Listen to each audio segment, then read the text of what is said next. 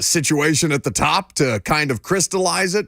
Burning ring of fire, the whole 9 yards. It was very well produced, I thought at least. Good morning, bud. How are we? Thumbs up from the back room, so we'll check in with Lucas a little later on. But yeah, the stadium video, exciting. I know that that's still several years off, so I don't know the level of excitement for many of you. I know, people have asked me, well, aren't you excited about the new stadium? I say, yeah, sure. I mean, we'll get there when the time comes. And of course, in the meantime, those things are a lot of fun to see on social media. Always get you excited. And in theory, that's what the East Bank is supposed to look like. The finished product is what I'm most interested in at this point, not just the stadium, but everything around it, given all the promises that we have heard around that situation from not just the team, but from the city. So we'll get into what it means for season ticket holders and kind of the process that looks like. Lucas and I, we were talking this morning. Neither of us have ever purchased Titans season tickets. You would go to Titans games as a fan prior to this being your place of employment, yes? Yes. Okay. Yeah, born in Nashville, would go to games as a kid. My family, we were never season ticket holders. We would just go to the odd game here and there. Sure. So the PSL and season ticket holder process, little foreign to the both of us. But we did go through the Titans. It's new Titan. Well, let me get the website right before I rattle off the name, the incorrect name of the website. But it's titansnewstadium.com. And that is going to be what they consider to be your resource for all of the questions that you might have beyond pricing. Can't find pricing there. But we'll talk about that a little later on. The only pricing that was available was the deposit that you would put in if you are a new PSL, if you are seeking a new PSL. Not if you are an existing PSL holder. There is no deposit for you to put down should you want to be on the wait list. There is no the wait list for the deposit wait list is only for people who are seeking new PSLs at this time in the new stadium. Very, very specific. So titansnewstadium.com is where you can go for more information, and we'll circle back around to that later on. I do want to talk a little bit about what we heard at the podium yesterday. Lucas, I know we carried some press conferences. I didn't get to hear all of Christian Fulton's. Because we were in the middle of a segment. We had Chris Moore, wide receiver, on the show during the bulk of Christian Fulton's press conference. I know you guys caught a little bit of it on the air while Greg Cosell and I walked over to do Mike Vrabel's presser. But the most interesting thing that Christian Fulton had to say, I thought, had to do with his offseason. He's been the subject of a lot of discussion. Repeat offender, whatever you want to call him, what his head coach said with intent prior to the offseason really beginning when it comes to guys who deal with soft tissue injuries. He's been available through almost 3 weeks of training camp. Today would mark 3 weeks from the day that training camp opened. So through 3 weeks of training camp, he's been available, he's been durable, and of course, that needs to carry over in the regular season for him to really state the case for himself to get another contract here. And the corner market, not bad these days. One would imagine Christian Fulton would like to cash in. So Christian Fulton talked about the different kind of offseason that he had yesterday at the podium with assembled Titans media members. I mean, it was very different, just a different setting, different training, different ways of taking care of my body. I feel good. I feel like I was in better shape, coming into this camp, and I think it shows. But I was able to, really just put together a full off season, of training, strictly training, and not necessarily just rehabbing something or coming off of surgery. So I think that's like the biggest difference for me coming into this off season. Yeah, definitely. I felt like I had a good conditioning run, and then come day one, I was ready to go. And I think it's shown, with me being out there every day. I think my first, 3 camps, I kind of went down maybe a day or two, early. Or whatever it was, but this offseason, I've been able to, stay out there day by day and be out there with the guys. So he seems to notice a difference. I mean, to date, he hasn't missed any time. He had a day at practice where he came up hobbling a little bit, was right back out there the next day, so not overwhelmingly concerned, but who's the best Titans corner right now? probably a good problem to have. That's a discussion. There's that noise. It's like the noise your refrigerator makes when it's about to die. It's just a loud humming sound. It could be a good problem or a bad problem to have. I guess the discussion is which is it that the Titans are facing right now? Yeah, I think the problem is I don't know. I know Christian Fulton to be a good and talented player. I know him to also not be terribly available. I know Roger McCreary to be a solid corner. I don't know him to be overwhelmingly good at this point. His rookie season, I thought he showed some really, really nice moments. Again, consistently available. Played all 17 games. The dude played a ton of snaps. That can only benefit him from getting the kind of jump start on a young career that you would like to see. Murphy Bunting is kind of the question mark that I guess I have in this whole thing because, I don't have many questions about Christian Fulton other than can he stay healthy? And if that's really the only question that I have around him, I mean, that's also the same question that I have for Caleb Farley, but Caleb Farley is also at a very, very different place as far as his skill level is concerned. Farley right now is a non-factor. Well, sure, he's on the PUP. Yeah. Yeah. I don't even think he factors in to this discussion that we're having. It's McCreary, it's Fulton, it's Murphy Bunting. Have you, what do you know about Sean Murphy Bunting's career? Because I just, obviously when he got signed, you read up on him a little bit. I texted a couple of people that I knew in Tampa who had been with him during his time there. They seem to have, overwhelmingly sound reviews. But the way that his play time decreased from being a starter very, very early on in his young career, he's only 25. So from being a starter, winning a Super Bowl with the Tom Brady COVID Bucks, being consistently competitive, but seeing that playtime decrease over the course of his over the course of his contract in Tampa, and then ultimately finding himself out on the streets for pretty good value on a one-year deal for a team like the Titans to kind of snap him up. Kind of in sort of Arden Key, Azeez Al-Shaair situation. For sure. There's a theme. So, winning with players who have shown stuff previously, but could also be had at value because they haven't done it with great consistency throughout the course of their careers. We've talked a lot about the cliche of this team being full of guys with something to prove. I feel like we've said that phrase multiple times. Mm-hmm. Fulton and Murphy Bunting fit right into that. Fulton appears to be he had a very intentional offseason in the way that he trained for this upcoming season. Intentional's a good word. Well, it was a very intentional message that was sent prior to the offseason beginning. Message seems to be received, right? I mean, he called a shot at OTAs. He said, I'm playing 17 games this year. Christian Fulton did. No, I know. Worked with the trainer that had worked with LeBron James, Dwayne Wade previously. Very intentional in the way he prepared for this season, understanding how important it is. And so today, that he remain available. Paying dividends, and we'll see, to call your shot and say, I'm playing 17 games this year, one would hope just not to the detriment of himself should something happen, God forbid, all these things. It's like Jeff, right? Jeff understood that he had a contract on the line, right? He went out there, he gutted it out for the back half of 2022. He probably shouldn't have been out there. He was clearly not, I'd consider Jeff Simmons probably about 1/3 as effective as he was at the start of the season. And they had a lot of stuff that works around Jeff that requires Jeff to be that kind of special, right? So you saw where things tailed off. But he understood that he had money on the line, and also it means something to his teammates. It's not just about the money, even though I do feel like at least I tend to kind of make it primarily about the money, and primarily it is. But there is also a sense of pride.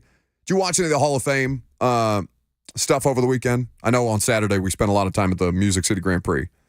But Joe Thomas. Oh, the Hall of Fame game. Yeah, well, not the Hall of Fame game, the Hall of Fame inductions. I did not. Right, because Revis and Joe Thomas. And I saw DeMarcus Ware's tribute to some of his former teammates that had passed away. That was cool. Yes, that was about the extent of what I saw. Very cool. But Joe Thomas, I just caught a little bit of his Hall of Fame induction speech. And he basically said, Cleveland, you could count on me, because I can't remember what his streak of consecutive starts was, but it was disgusting. Like, for an offensive line. And that has to be so physically unpleasant, to the point where Joe Thomas finally said, at the end of his career, I could probably still be excellent and teams would probably still sign me, but okay, enough's enough. I can't walk.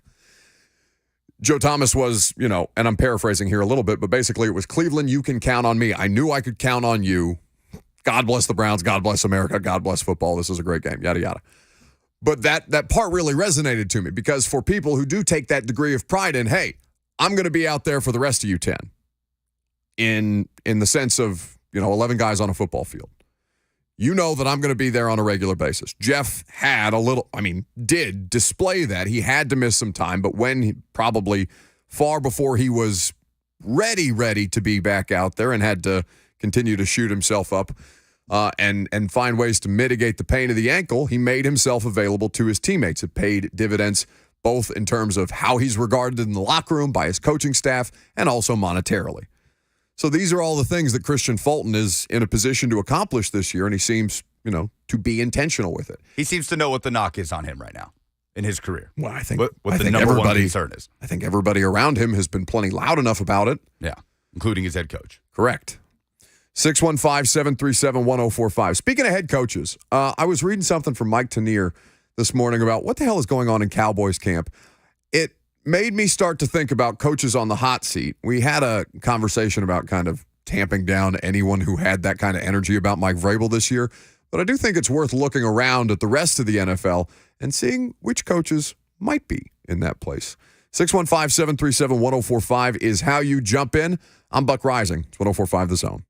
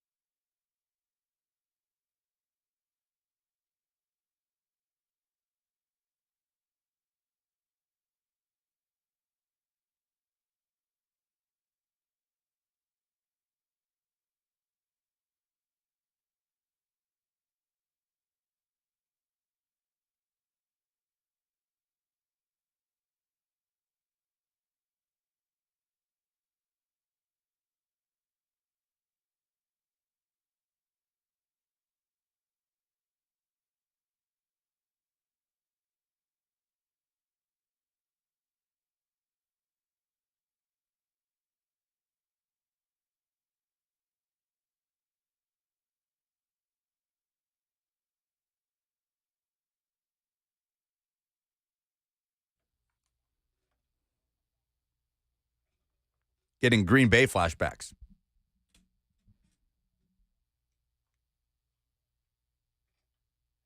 Remember there being a lot of this, so you might correct me if I'm wrong. But the expiration of Mike McCarthy in Green Bay was more about Aaron Rodgers and him weren't gelling anymore. And that Rodgers got to a point where he felt like he knew better than Mike McCarthy, who is supposedly, or was at least at a period of time, regarded as an offensive-minded football coach. Maybe not necessarily innovative, and with one of the greatest quarterbacks that we've ever seen. So, you might overestimate Mike McCarthy just slightly, even though he does have a ring. Not a lot of people do. But there is kind of a continuous threat of Mike McCarthy feeling like he's going to lose his job. But that also felt like it was the case with Jason Garrett. And it felt like Jason Garrett was safe with the owner because Jason Garrett continued to do things the way the ownership wanted. Ask, what's our guy's name for the Orioles? Kevin Brown? Yes. Ask Kevin Brown, the Orioles broadcaster, who was suspended for very, very benign Don't take comments. my dumbest thing in I'm sports. not. I'm just saying. Don't even bring it up. Don't even say his name. Ask him how it goes to work with ownership who doesn't like how you do things. That's all I'll say. Nobody knew it was your dumbest thing in sports until you said it. See, you blew the joke, not me. But does it not feel like Mike McCarthy is most in danger of losing his job this year, of any NFL head coach, of any coach out there? Because like we had somebody, I can't remember what the genesis of the conversation was, but somebody brought it up like could Mike Vrabel be on the hot seat this year? And of course, that's nonsense. So we had that conversation, and I think we summarily dismissed that conversation, but that's obviously real in a lot of other NFL markets. Is it more real anywhere than Dallas? If the Cowboys do not win the Super Bowl this year, nobody will be shocked if Mike McCarthy is let go. Nobody. So short of winning the Super Bowl. I'm not saying he's done. It's Super Bowl or bust. He's fired if they don't win the Super Bowl. But will anybody be remotely surprised if Mike McCarthy is fired, if the Cowboys, especially if the Cowboys, will say flame out in the wild card round, right? They have what's regarded as one of the best rosters in football. You look down the line at their offense, and I mean I honestly think the Cowboys are going to have the best defense in football this year. The problem in Dallas has not been talent. For all the jokes that we make about Jerry Jones, and I know that Jerry has good scouts, and I'm sure that he's finding the best people or the people who he thinks are the best people that money can buy, because money is not an object of the Dallas Cowboys franchise. I'm sure that there are people who are around that front office who have done well with Jerry as the general manager to work both with and around Jerry Jones. But the problem in Dallas consistently, they find guys like Micah Parsons, Zeke Elliott, Dak Prescott, Tyron Smith, Zach Martin, who's currently holding out. They continuously find DeMarcus Lawrence is still there and making life a living hell for offensive linemen. These are organically drafted players. It's one of the reasons that the Cowboys continue to stay. At least there continues to be expectations around Dallas. I know that they're going to be overhyped, and they're one of the franchises that gets over-discussed. They're one of the biggest fan bases in America. It's going to happen, right? You're playing to the audience. You're playing to the crowd. But like, how many rosters could you name before you got to the Cowboys as being the most talented in football this year? I'd probably say it's a tie for San Francisco and Philadelphia at the top. I don't think I would make it more than 4 teams down before I got to Dallas. And McCarthy, I believe, is calling plays this year. Right, because Kellen Moore is now the offensive coordinator for somebody who would thought might get a head coaching job this cycle, ultimately didn't, but left the Cowboys of his own volition, didn't get fired, left the Cowboys of his own volition to go join the Chargers and try and get something out of Justin Herbert. Another place where the head coach's job status may be in question. He's number 2. Yeah, Brandon Staley. And I bet Kellen Moore knows that. If the offense, if the offense thrives, I bet Brandon Staley keeps his job.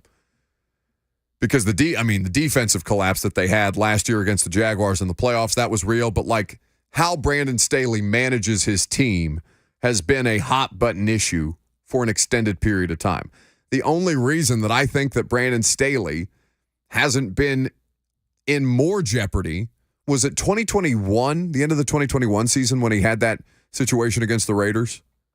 Is that It was, yeah. right before the postseason? It was still a regular season game. Because he honestly peeled back last season. Yes. It wasn't as gung-ho about going for it every time a fourth down comes up. They were a little more conservative. And, I mean, a little from the most aggressive on fourth down coach in the sport. But Brandon Staley's probably too on that list. I just don't think there's the scrutiny on the Chargers that there is on the Cowboys, even though the Chargers now have one of these $52+ million a year quarterbacks. Which Brandon Staley's still evolving as a head coach, right? I mean, he's 40. He's a young guy. He got this job in his late 30s. Mike McCarthy has been around for a lot longer. He's thought of from a different generation of football coach than is Brandon Staley. This is true. Do you think it feels like coaches do get more time than even quarterbacks do?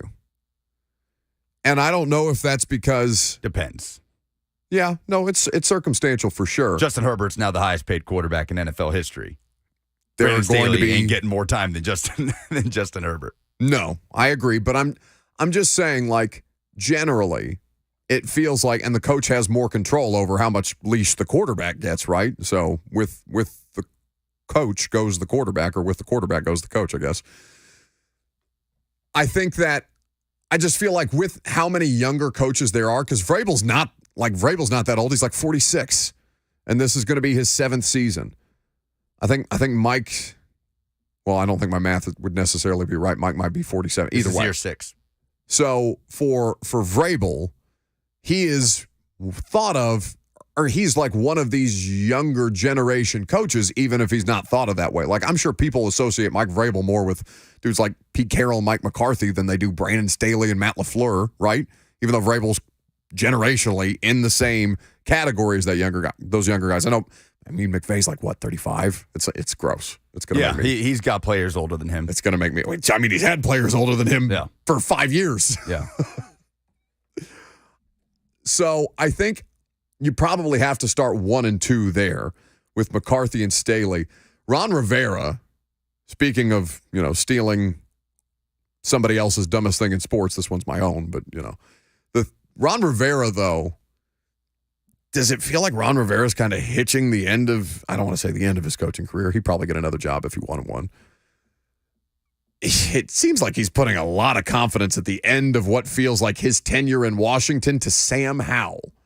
And that's kind of crazy to me. I look at him in a similar way that I look at Todd Bowles, as far as two franchises that appear to be in a very transitionary period. Todd Bowles is a good one, too. Yeah, and is ownership going to trust the head coaches currently in place to move those franchises forward into the next phase? Because maybe Sam Howell turns out to be something for Washington.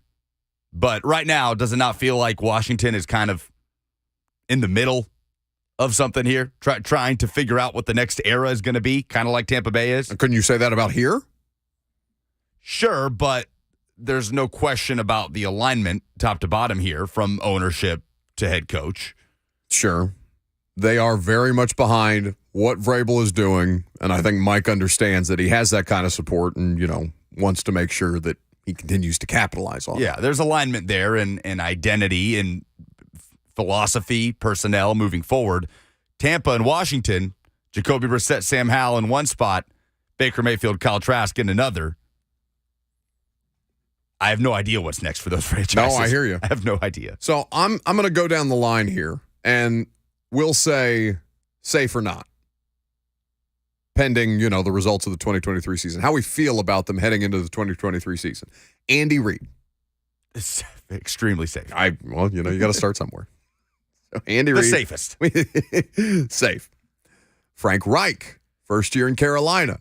Got an edict from ownership. Don't hire anybody you know. Hire the best coaches. David Tepper does not seem like an easy person to work for.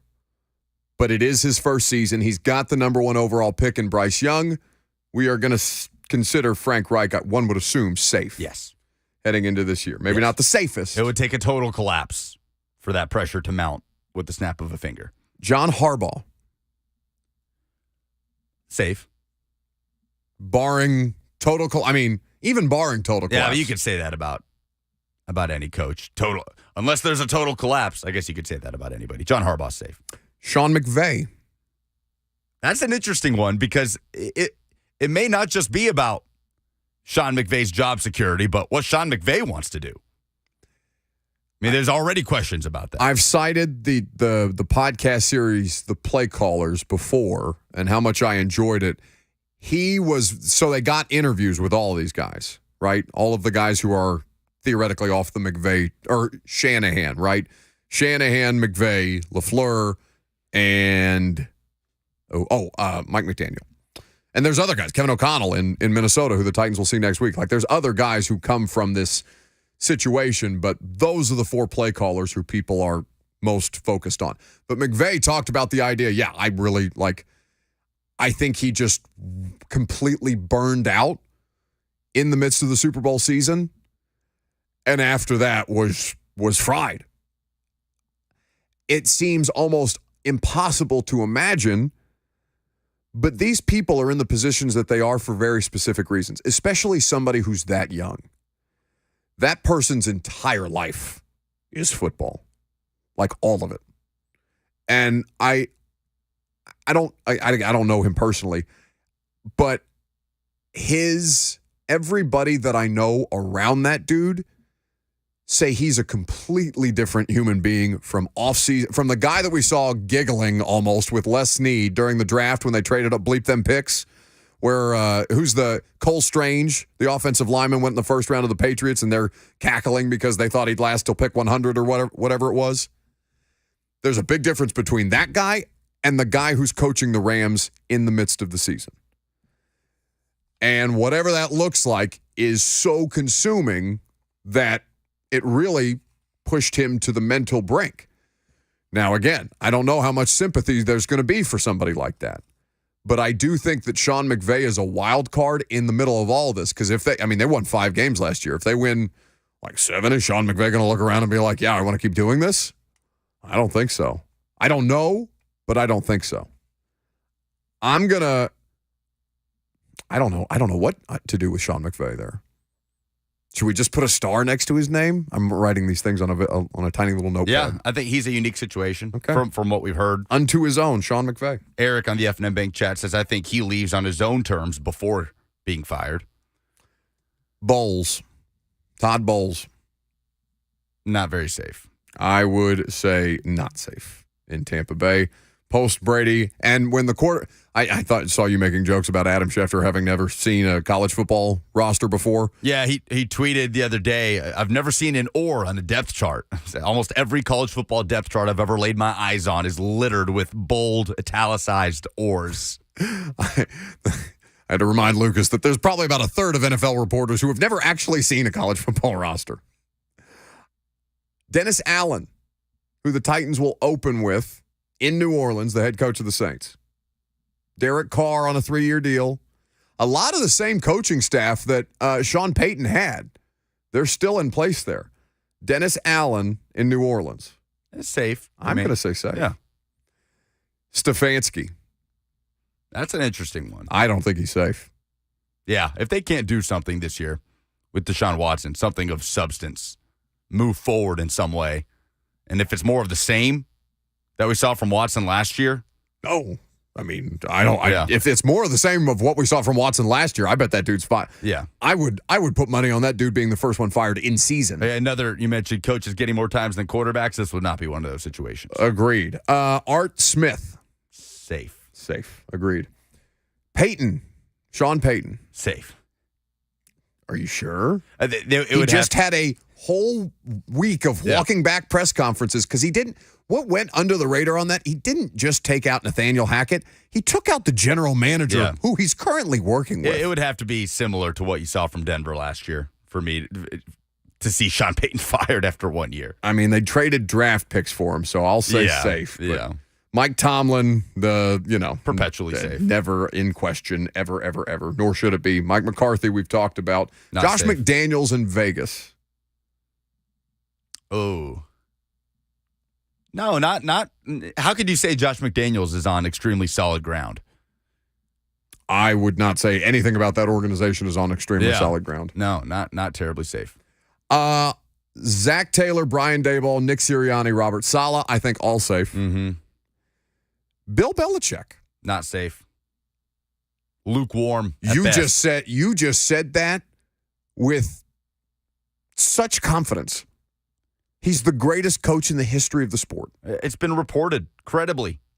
Really credibly. Yeah. Tom Curran at Nesson, who knows that organization as well as anybody in a local media setting does. That people close to Bill Belichick believe he could be on the hot seat this year if things don't go well in New England. Bill Belichick, not safe.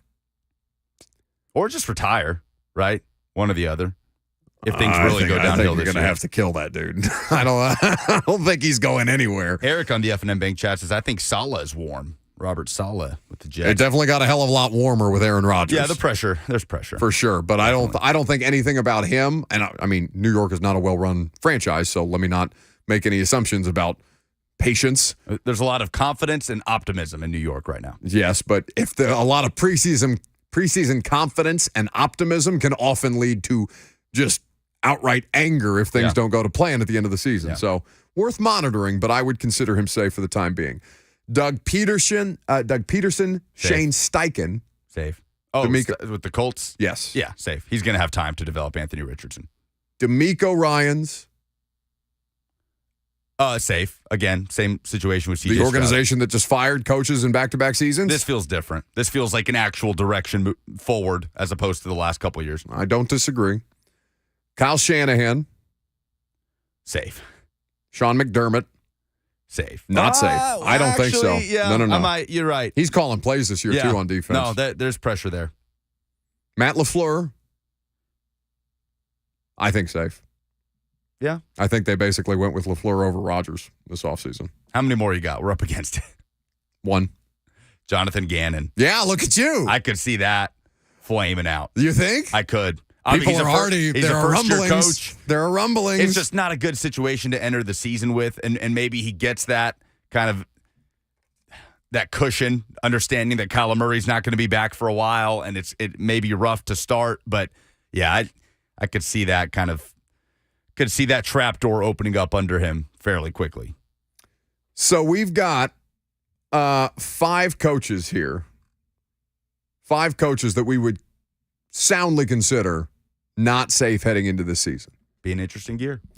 615-737-1045 is how you join the discussion. SEC stat of the day. SEC observations, rather, coming up next.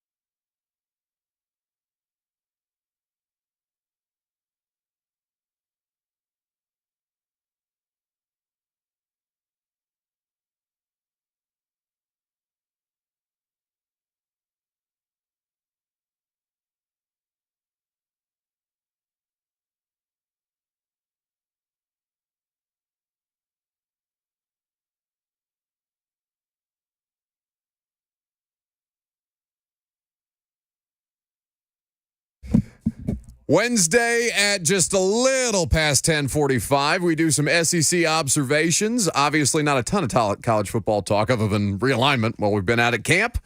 But fall camps are underway. We'll have Eric Cain join us a little later in the show, and we'll see what's going on with the University of Tennessee. What have you brought for us this week, bud?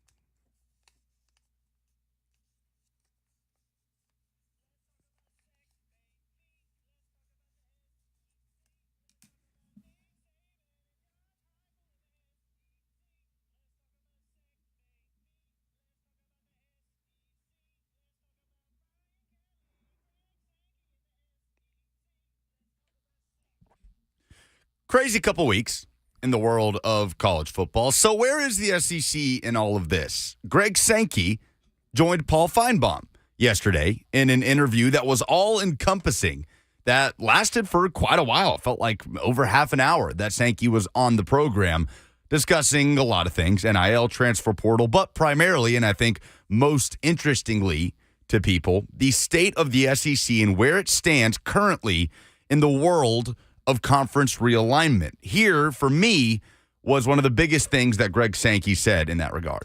I would submit we're in an enormously healthy place. So we're not in the middle of the current movement efforts. As I was kind of linking in via Zoom conversations about yet another conference and our autonomy grouping, looking here and there for members, we're going to be constantly attentive. I'll go back to what seems like a year ago now, just to a few weeks to media days in Nashville. And I talked about our focuses on our growth to 16. When you look at the 16 universities that will soon all be affiliated officially with the Southeastern Conference, when we add Oklahoma and Texas, I think that's the envy of everyone in college football, from a strength, from a success, from a support standpoint. We're not, I'm not a recruiter. I've said that repeatedly. We have a responsibility to look from an interest standpoint of what's happening around us. And what we did last week behind the scenes is had different types of daily communications with our campuses to say, here's what we understand is taking place. At the end of the week, we concluded with a video conference of our presidents and chancellors. For me today, speaking on their behalf, really strong alignment with that group. Very clear that there's not something out there that we should be reaching for or engaging in our own level of recruitment. We began yesterday morning with our athletics directors, and over the weekend we had new elements of that update. But the focus is on the Southeastern Conference, how we build upon our strength, how we prepare, obviously, for the year that's ahead. We're going to be starting soccer here just in a matter of days, and football in a matter of weeks, and then look to our future when we grow to 16. So while the world of college football collapses around us, it would seem, with Oregon and Washington going to the Big Ten, now Stanford and Cal talking about going to the ACC, et cetera, the SEC stands pat.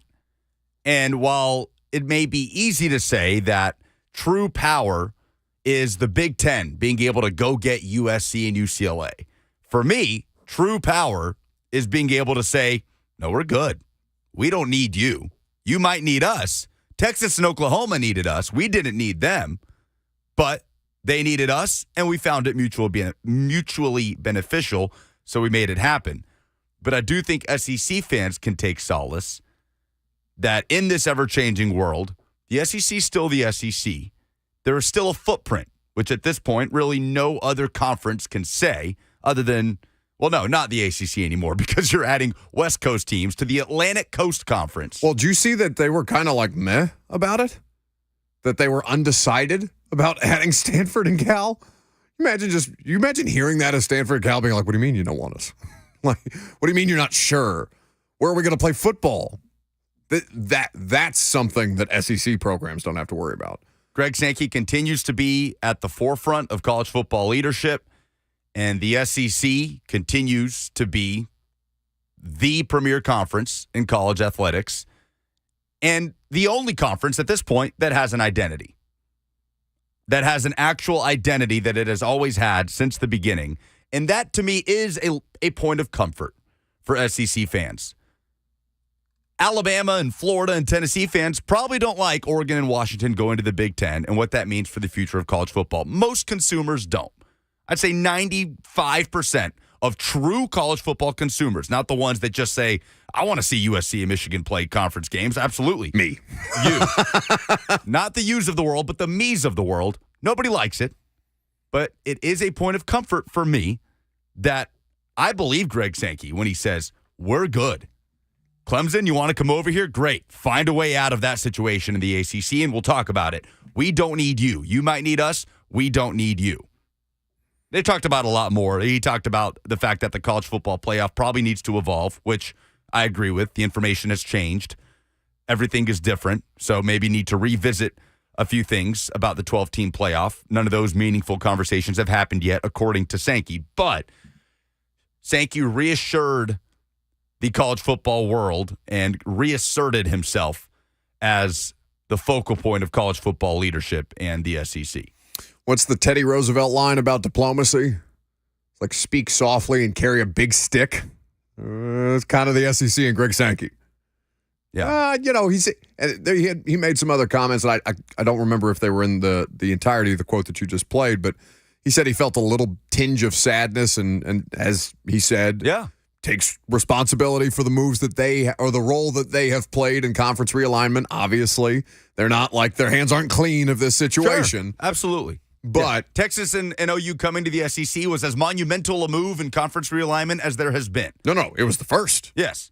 In this, I mean, it's not the first in conference realignment. We have had conference realignment before, but in of this course. new world that we're in, 100%. In this drastically ramped up version of college football, Greg Sankey fired the first shot.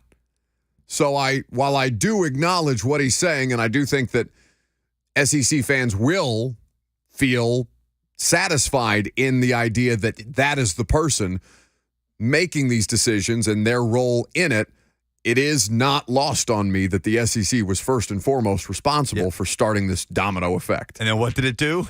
It sent the entire college football world into hell. Scrambling. Hell. Everybody's scrambling. What do you do if you're Washington State right now?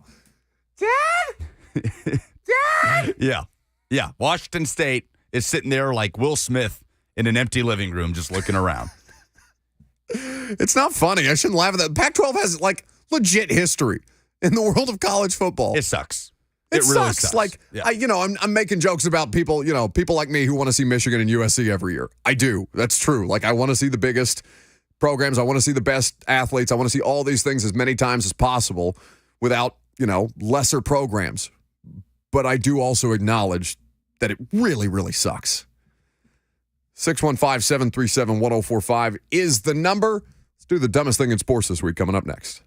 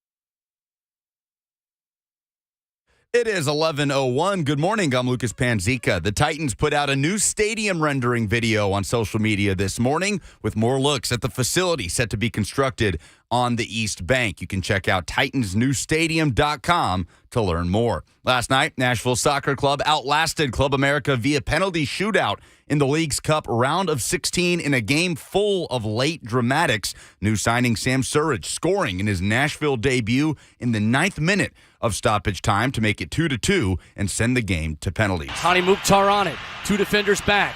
Sam Surridge sprinting into the box. Hani floats across in. Sam Surridge! Super Sam scores for Nashville! Will Bowling on the 104.5 The Zone radio call. It was the latest regulation goal in NSC history. The boys in gold head to the quarterfinals of League's Cup, hosting Minnesota United at Geodis Park Friday. For all your foundation repair and waterproofing needs, visit USSTN.com. Breaking news at once in your home for the Titans and Vols. This is 104.5 The Zone.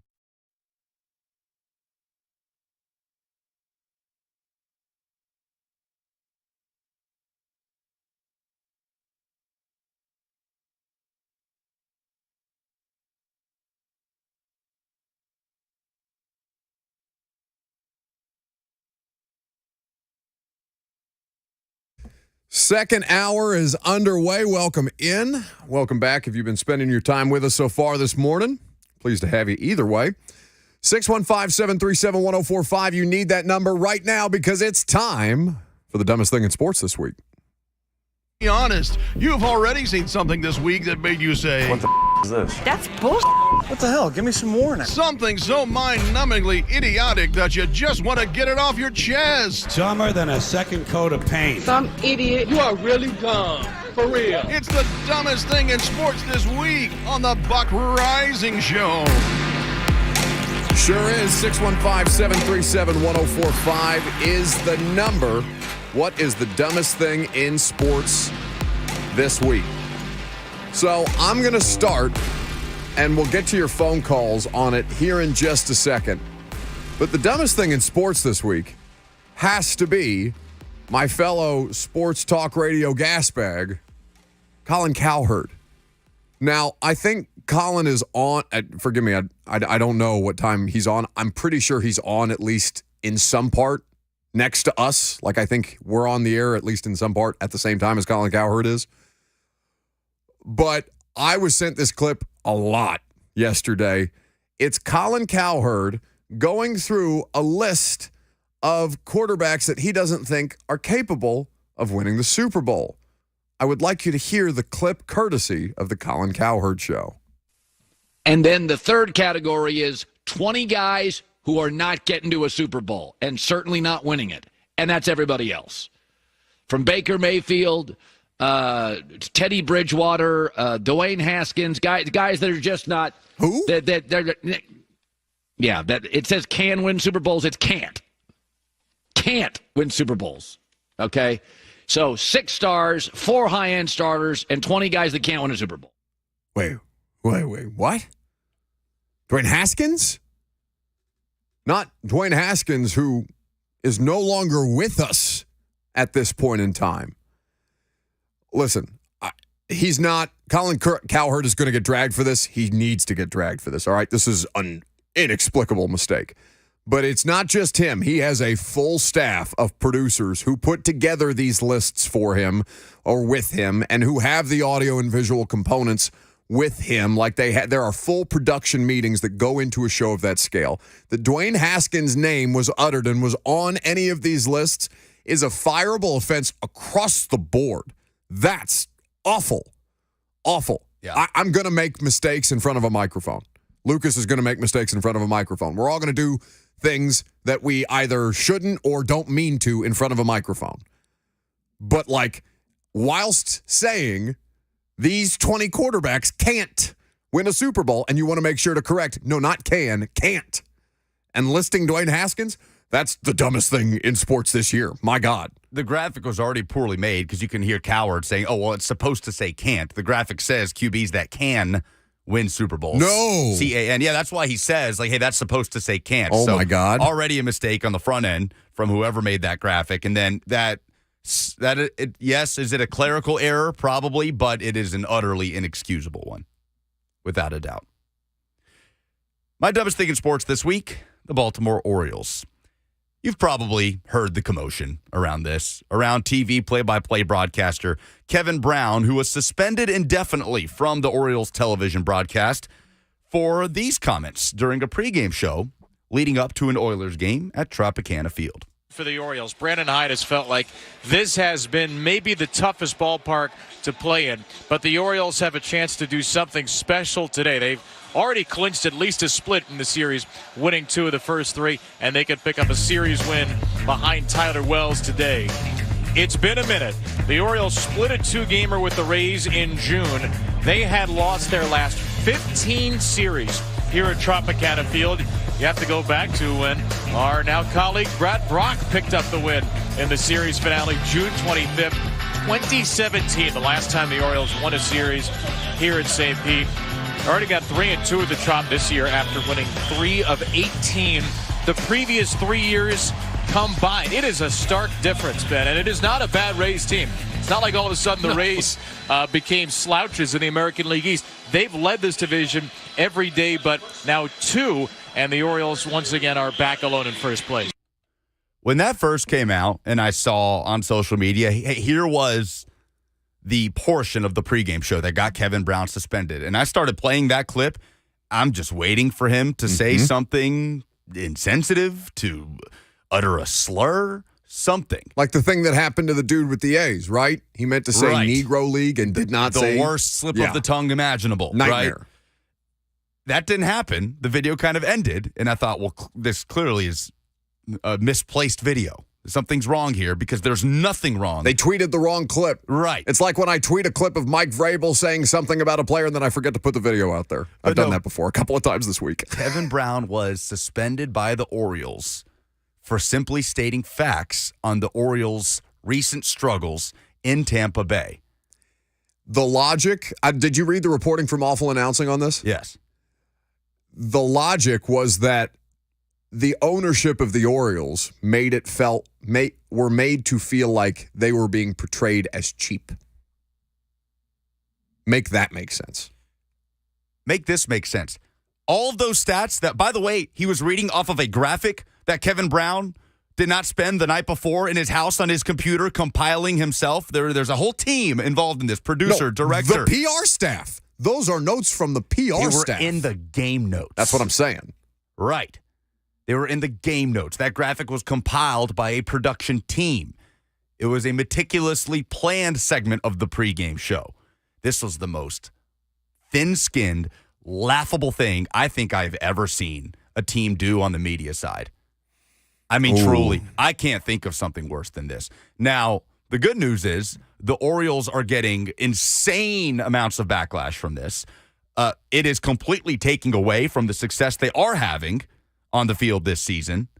This is the story that people are talking about with the Baltimore Orioles, not the successful season they are having in 2023. And I think this is going to be a huge boost to Kevin Brown's career. I think you're going to start seeing Kevin Brown get some bigger assignments. With everybody in the country who pays attention to sports on a, let's say, just more than casual level now knows who Kevin Brown is. Some big names in broadcasting, especially baseball broadcasting, have come out in defense of Brown on the air. I mean, big league broadcasters during game broadcasts have gone on rants against the Baltimore Orioles for this. So I do think Kevin ultimately benefits from this, which is the right thing because he was done dirty here by the Baltimore Orioles. Just absolutely pathetic move to suspend a guy indefinitely for A, stating facts that your own PR team put in the game notes, and B, doing his job, trying to tell viewers why this game matters. There's 182 games in a season. Tell me why this game matters because of these recent struggles in Tampa Bay. This is an Orioles team that can end those struggles, that can help this team forward. And he was simply laying that out for the fan base watching. I was truly shocked at this. That's the dumbest thing in sports this week. Yeah, I mean, teams, there's a lot more of them that do this kind of stuff than don't. Not to this extent. This is an extreme. This is an extreme. This is so extreme. But, like, how often are teams, maybe not in the NFL. I haven't seen it experienced in the NFL. I haven't heard of it in the NFL. But, I know that the general feedback from people who cover the Predators is that organization can put their thumb on people every once in a while when they feel like they're not getting what they want out of coverage. That's not unheard of. And that's these are, I'm not talking anywhere on the same level as what just happened to Kevin Brown and the Orioles. That's not close. But teams certainly do understand where they have leverage and are very quick to apply it. PR, public relations, right? They have jobs. Yes. Right? They're trying to protect public image of whatever company that they work for. But this was insanity. This was different levels of insanity, and I'm loving the backlash the Orioles are getting because it is all deserved. I agree. 615-737-1045. We'll get some calls on the dumbest thing in sports this week coming up next.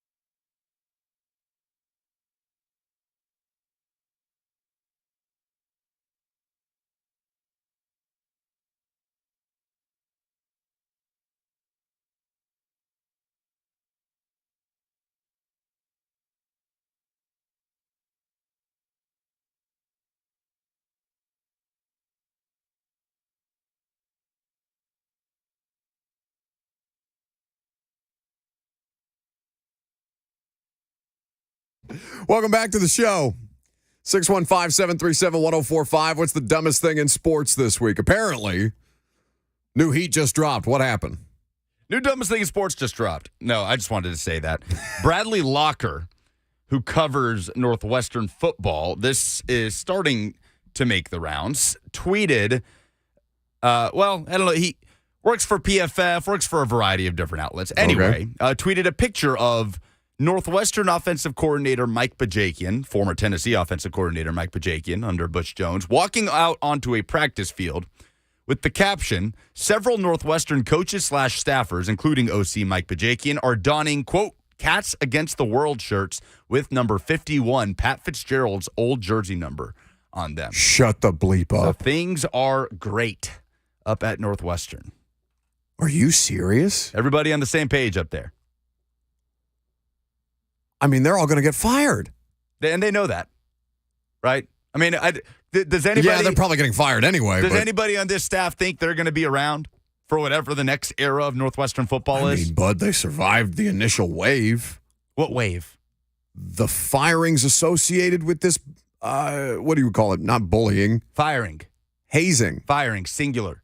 Pat Fitzgerald. They can't fire a whole coaching staff a month before the season starts. This is the lame duck coaching staff. This is Pat Fitzgerald's entire staff. No, that's what I'm saying. With David Braun, the defensive coordinator, just taking another step up to be the acting head coach. I mean, if you, like you say you can't fire an entire coaching staff before the season starts, and yes, I understand what you're saying somebody's there, but somebody's got to coach. They're playing football this year. Somebody's got to be there. None of these guys are going to stick around. Nobody expects any of these staffers to be a part of Northwestern football after the last snap of the 2023 season. My initial reaction is to come down very harshly on these people. Okay? Then what? You going to hire a bunch of high school coaches to be your interim? Have No. What a I'm replacement saying, situation? Keanu Reeves comes in as your offensive coordinator? Okay, yes, I understand. They're going to play football this year. Calm down. I just wanted to make a replacements reference. Okay.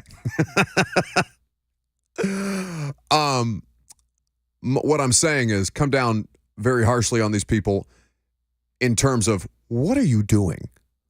What the actual hell are you doing? Just because you know you're getting fired there, that's the stand that you want to take? That's my initial reaction. Now, I would say to you that instead of going over my skis on this, because that initially kind of like, not angered me, but like, okay, bleep yourselves. I don't know everything that they know, and maybe Pat Fitzgerald comes out a little, maybe Pat Fitzgerald comes out a little cleaner than we think right now on the other side of whatever this looks like.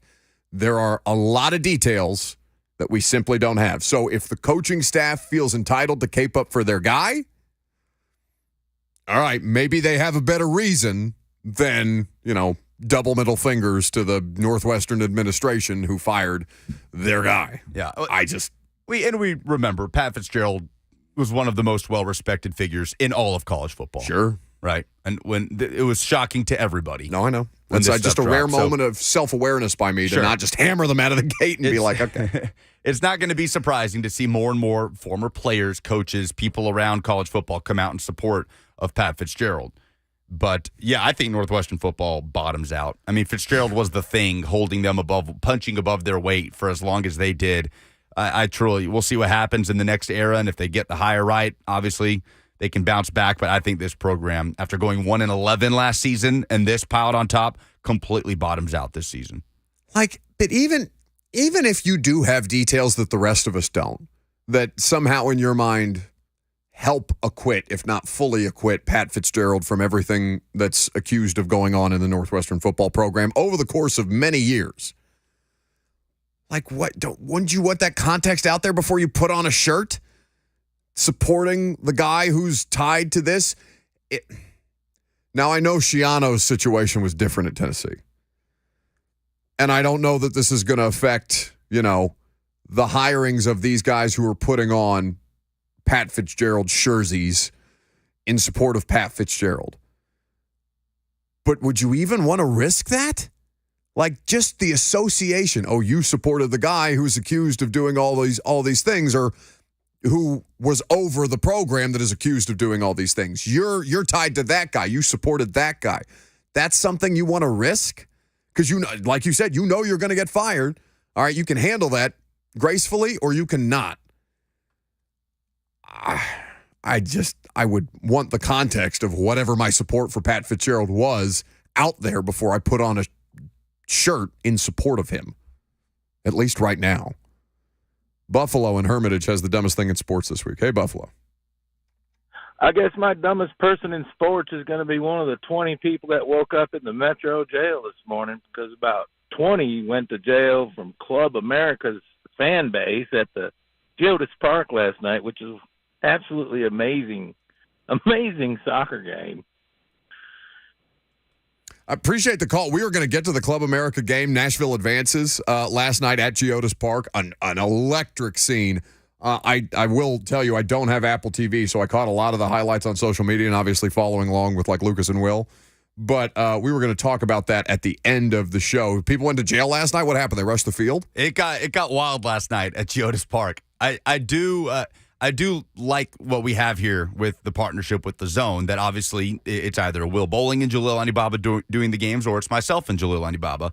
Will was on the call last night alongside Jalil, and that gives me an opportunity every now and then to go to a game as a fan and get the full experience, something I really wanted for this game especially, and I was looking forward to, because Club America, for context, is one of the biggest clubs on the planet. It's the biggest club in Mexico City, which is one of the biggest cities on the planet. It is the, bar none, most historic and highest achieving club in Mexican soccer history, and the fan base is massive. So unsurprisingly, there was a large amount of Club America fans at Geodis Park there. So yes, it was quite a scene, and we can get to it, but it was quite a scene. 615-737-1045 is the number. Jerry in Nashville has the dumbest thing in sports. Hey, Jerry.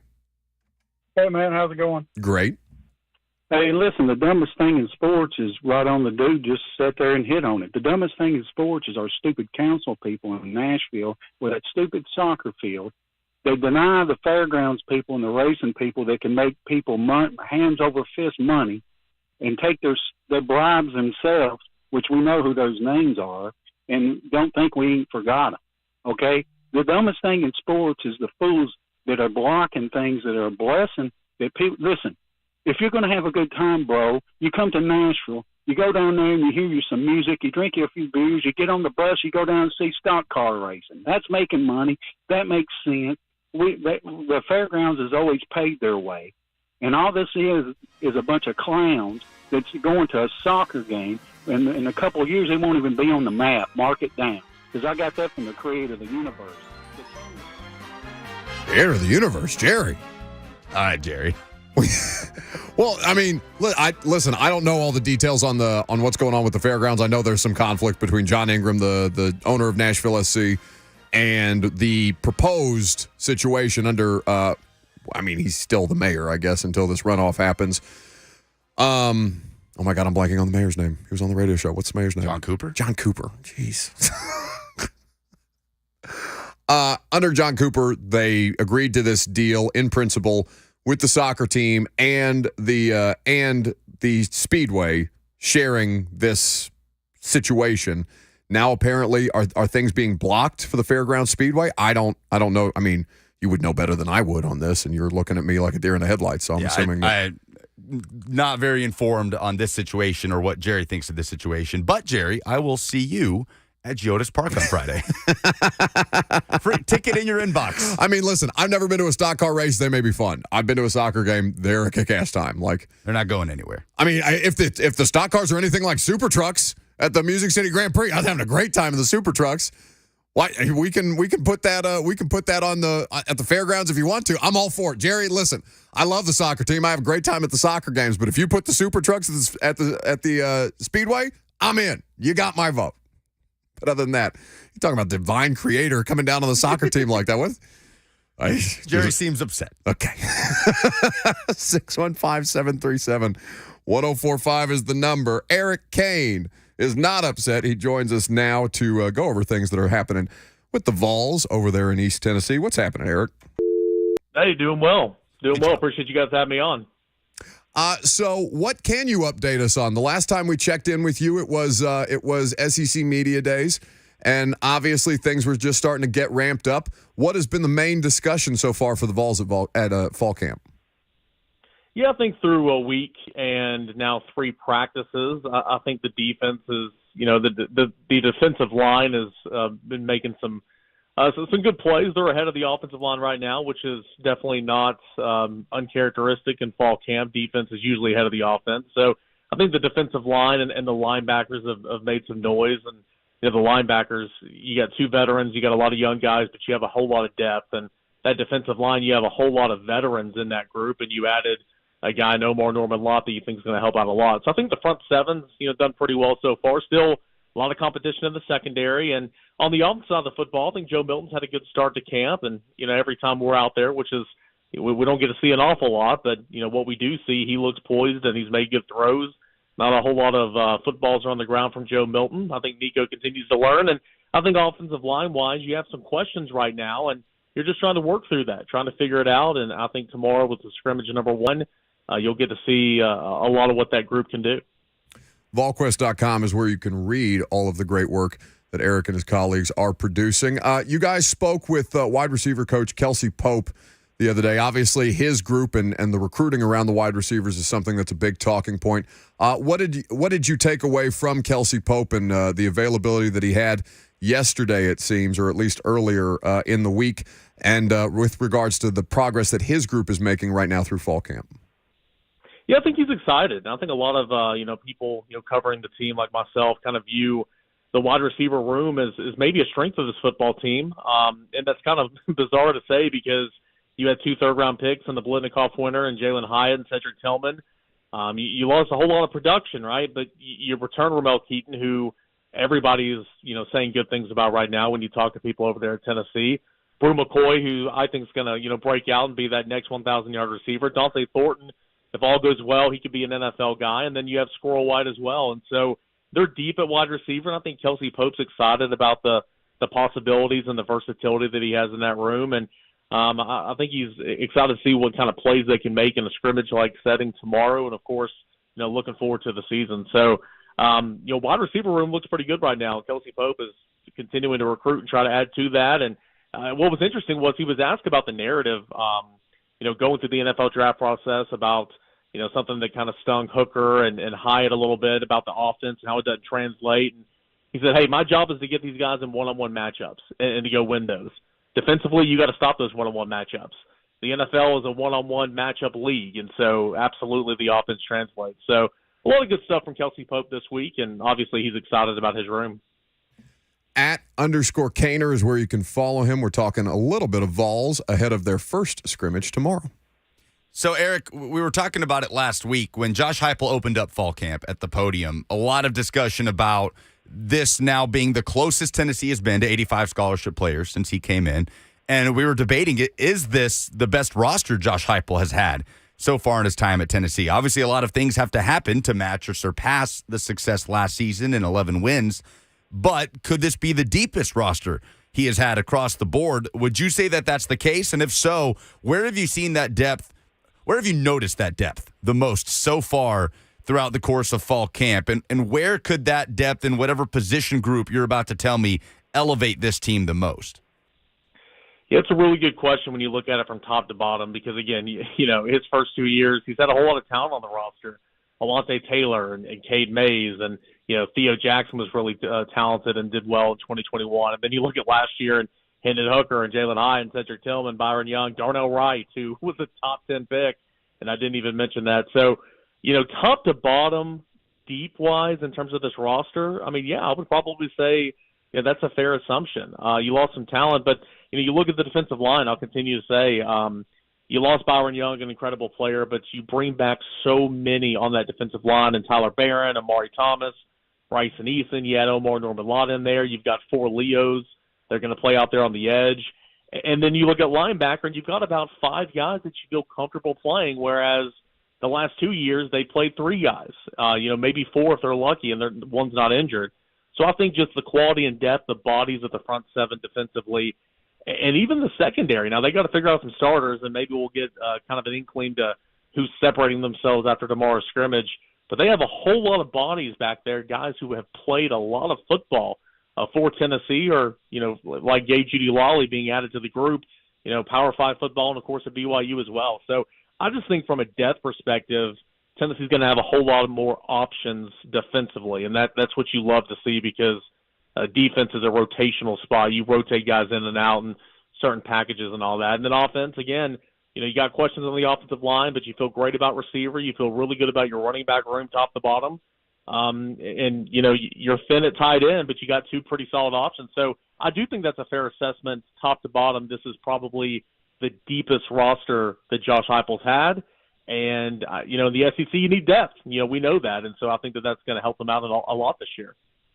You brought up the defense, and specifically the defensive line, a couple of times so far. And I know Rodney Gardner spoke yesterday, and I saw some of the quotes coming out of that media session saying Tyler Barron has had the best offseason since they've been here. How much can you speak to that, and what kind of is the next step for a player who I know Vols fans have high expectations for?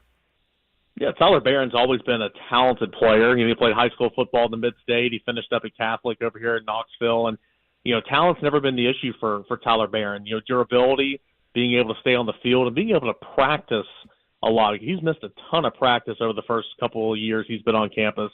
And so being healthy has been key for him. He was there all spring, and that was great to see. He's been out there all fall camp so far. And also Rodney Gardner spoke to the buy-in of Tyler Barron, saying, hey, Tyler Barron's doing things the Tennessee way now and not the Tyler Barron way.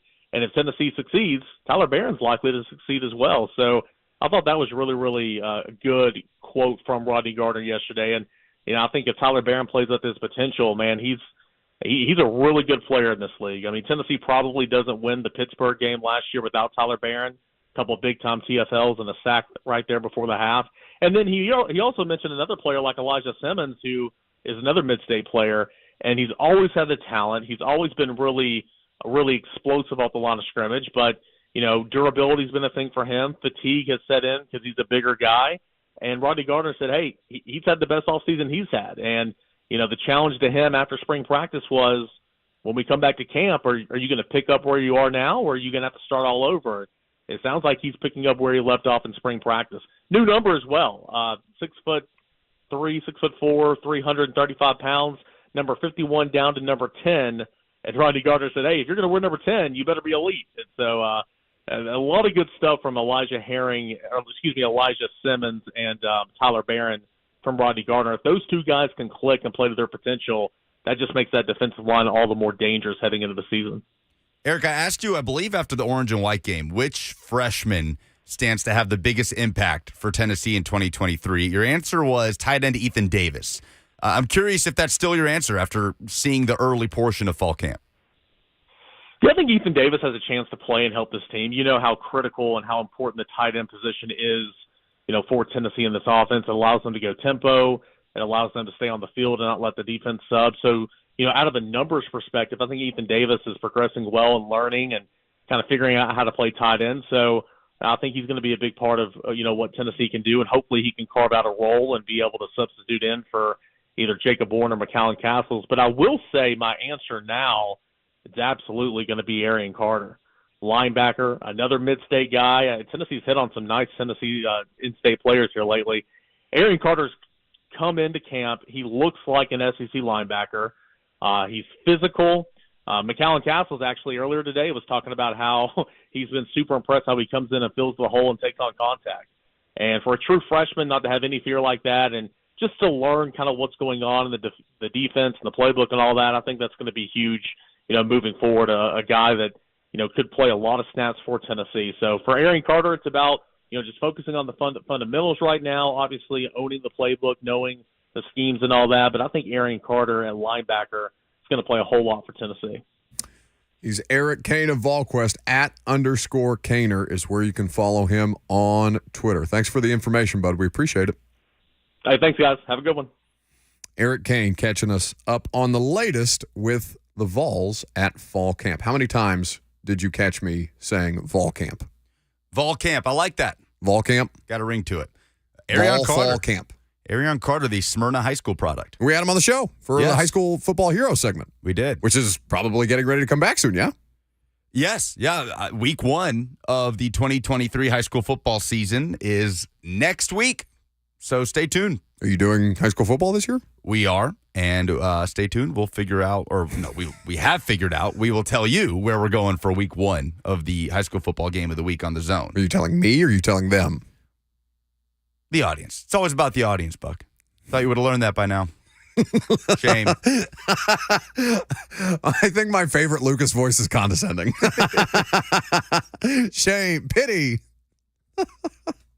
615-737-1045. We got more calls for the dumbest thing in sports this week. Maybe somebody else will have some divine intervention that will inspire their dumbest thing in sports. We'll find out next.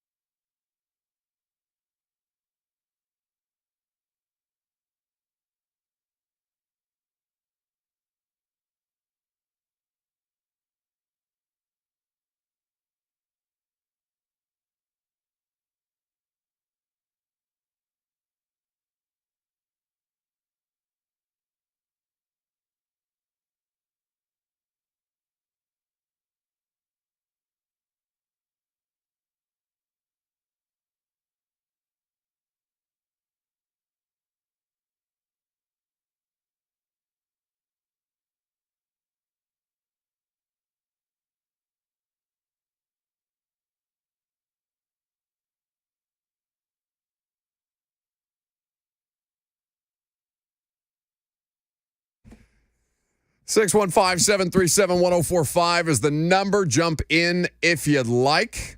We're going to get to some chaos that took place at Geodis Park last night. Nashville SC advancing in the League's Cup. A lot of good energy around that tournament, in-season tournament thus far, and certainly Nashville SC has found success.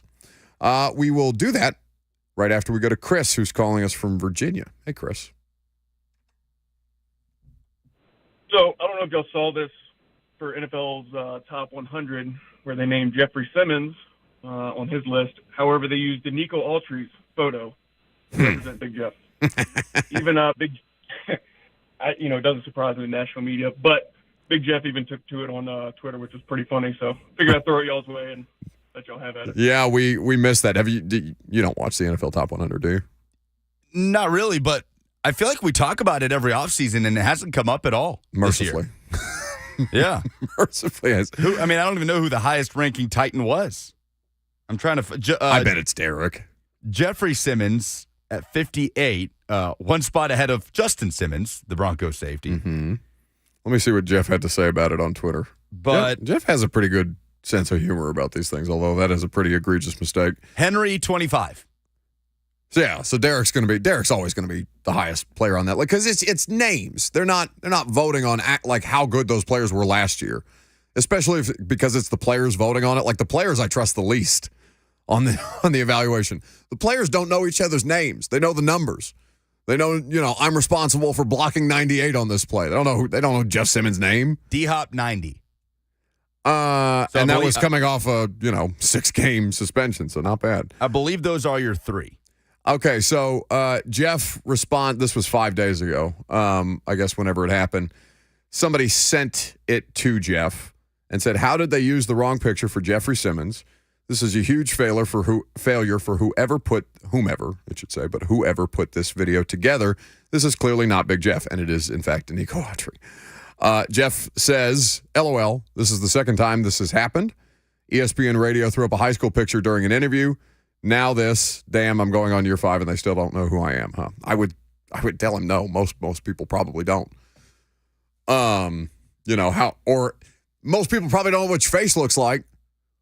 Especially in that sport, every day I feel like you run into situations where I know players' numbers and I don't know what their faces look like under their helmets. Jeff is an interior defensive lineman. Yes, you would argue, among the 5 best defensive linemen. I don't know where he stacks up. If Aaron Donald is indisputably one, Quinnen Williams and Chris Jones are probably above Jeff, but still, that doesn't matter. I bet most people don't know what Chris Jones looks like without a helmet on. I mean, maybe they do because Quinnen Williams has that baby face, and does he still have braces, even though he's a giant, skull-crushing defensive lineman? I bet the vast majority of people would not recognize, nationally, Jeff Simmons by his face. So I'm not defending it. It's a terrible error, but it happens more often than you think. 615-737-1045 is the number. Luke, what the hell happened at Geodis Park last night? So I already kind of provided the context. Club America, massive club, massive fan base. They were out. Certainly a lot of Club America fans at Geodis Park yesterday. They were loud, made for a very fun environment. I've loved the splash of Mexican, American, Canadian soccer culture that Leagues Cup has provided. But ultimately, long story short, Nashville takes the lead in the second half. Walker Zimmerman, who, by the way, is he and his wife are having a baby this week. Great week for Walker Zimmerman. Congrats. Thunderbolt of a header to put Nashville in front. Club America is able to tie it up. They then take the lead on a penalty kick right at the end of the game. A lot of stoppage time for the pause that was leading up to the penalty kick, the review of the handball that led to the penalty kick. So Club America with a 2-1 lead, 9 minutes of stoppage time or so. It's creeping up on 10. Sam Surridge scores on his debut for Nashville to make it 2-2. Chaos. I mean, people are leaving the stadium. They think it's all but over. Surridge scores on basically what was the last touch of the game on a cross in from Hani Mukhtar, headed in by Sam Surridge, 20 minutes into his Nashville debut. And then the game in Leagues Cup, the format is it goes straight to penalty kicks. There's no extra time.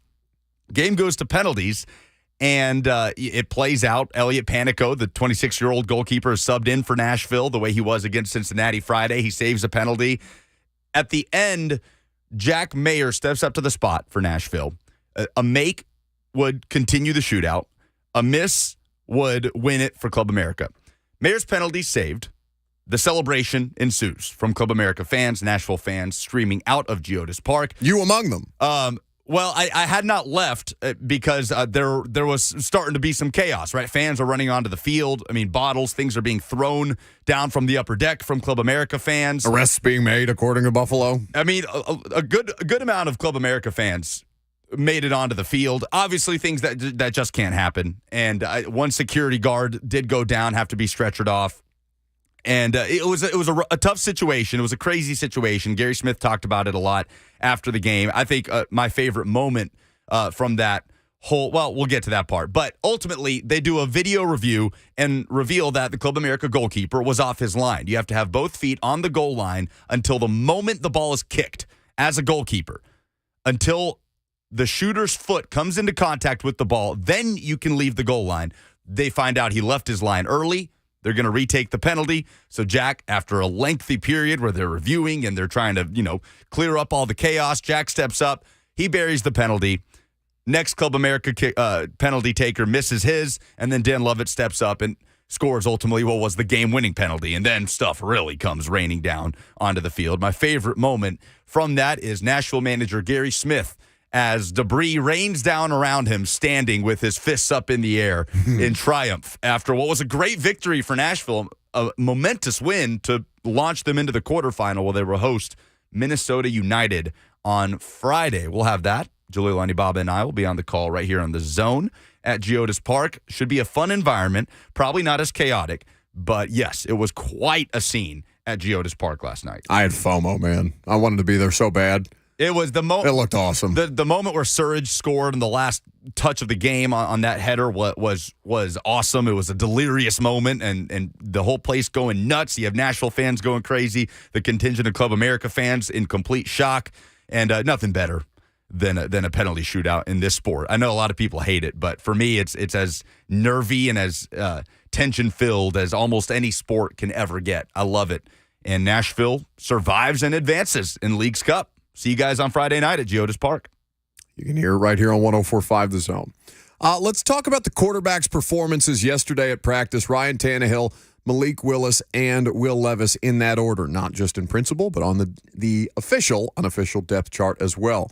We'll take your phone calls and get into some other things that fans need to know about the new stadium that the team made available on a website, acting as a resource. We'll talk about all of that in the final hour, coming up next.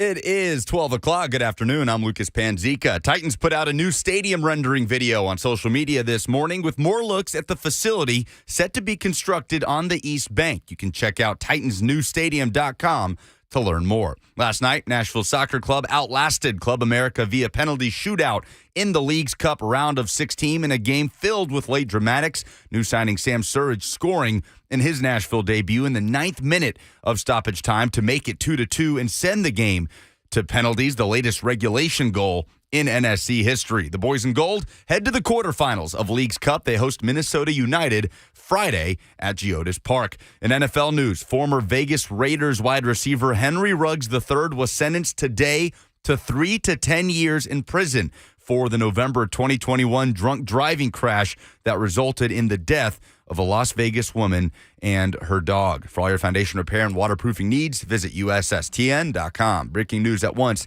on your home for the Titans and Vols. This is 104.5 The Zone.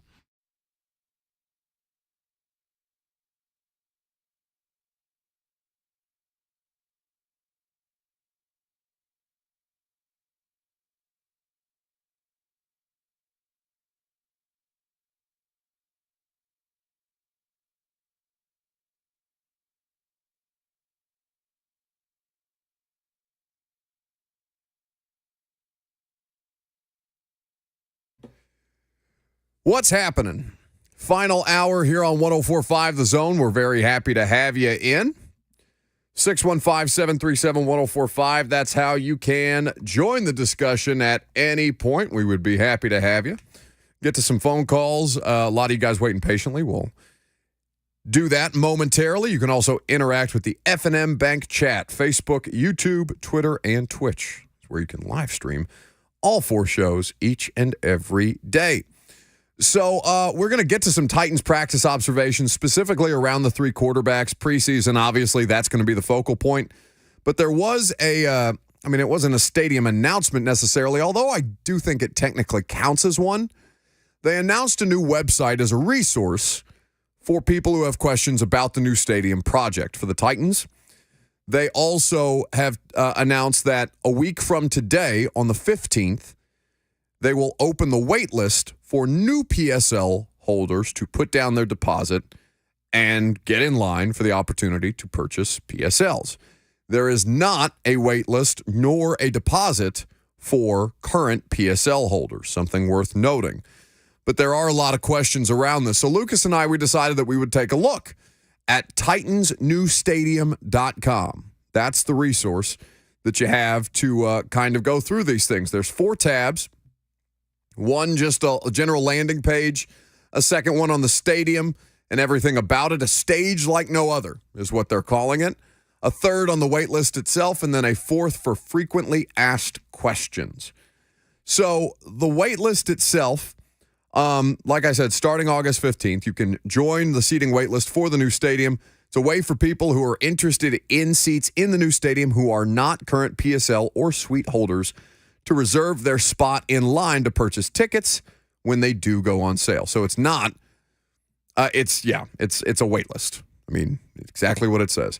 Current PSL and suite holders do not need to join the wait list as their priority to purchase seats is already secured. So that is probably first and foremost among the questions that any of you would have, right? Does my current PSL give me any advantages in the new stadium? And this is one of them. I'm sure there are others. So what do you get by joining the new Titans stadium waitlist?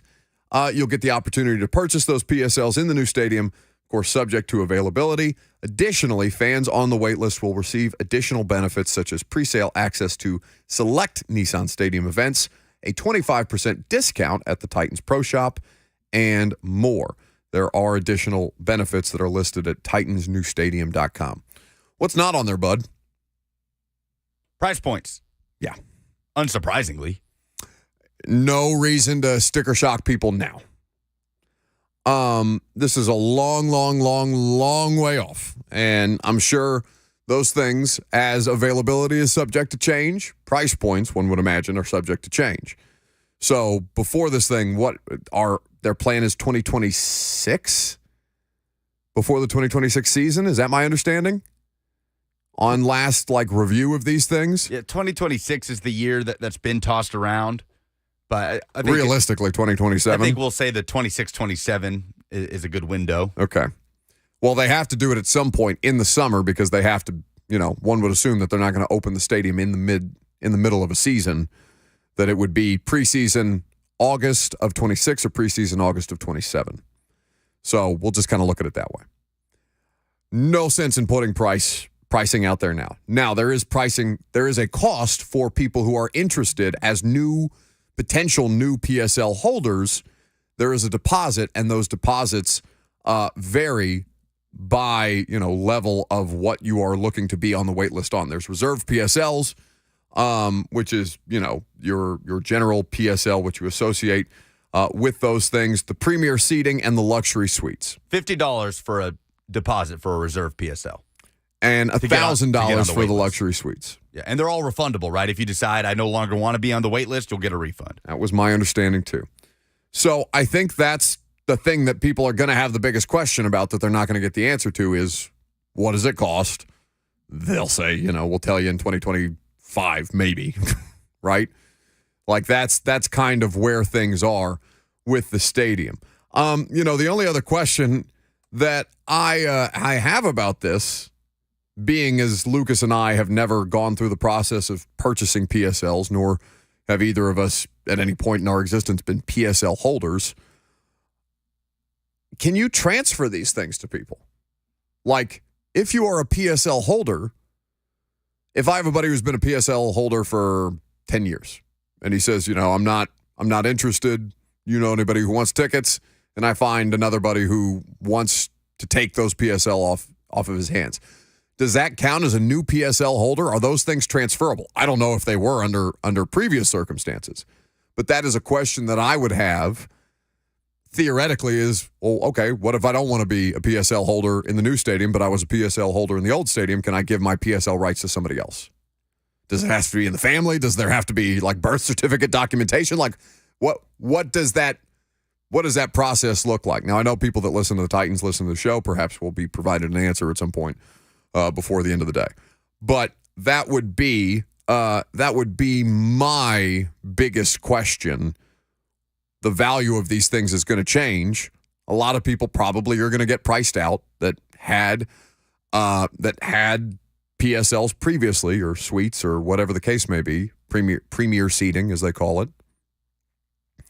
So if you are going to get priced out, but you still want to transfer it to somebody in the family or in your close group of friends, is that something that's allowed?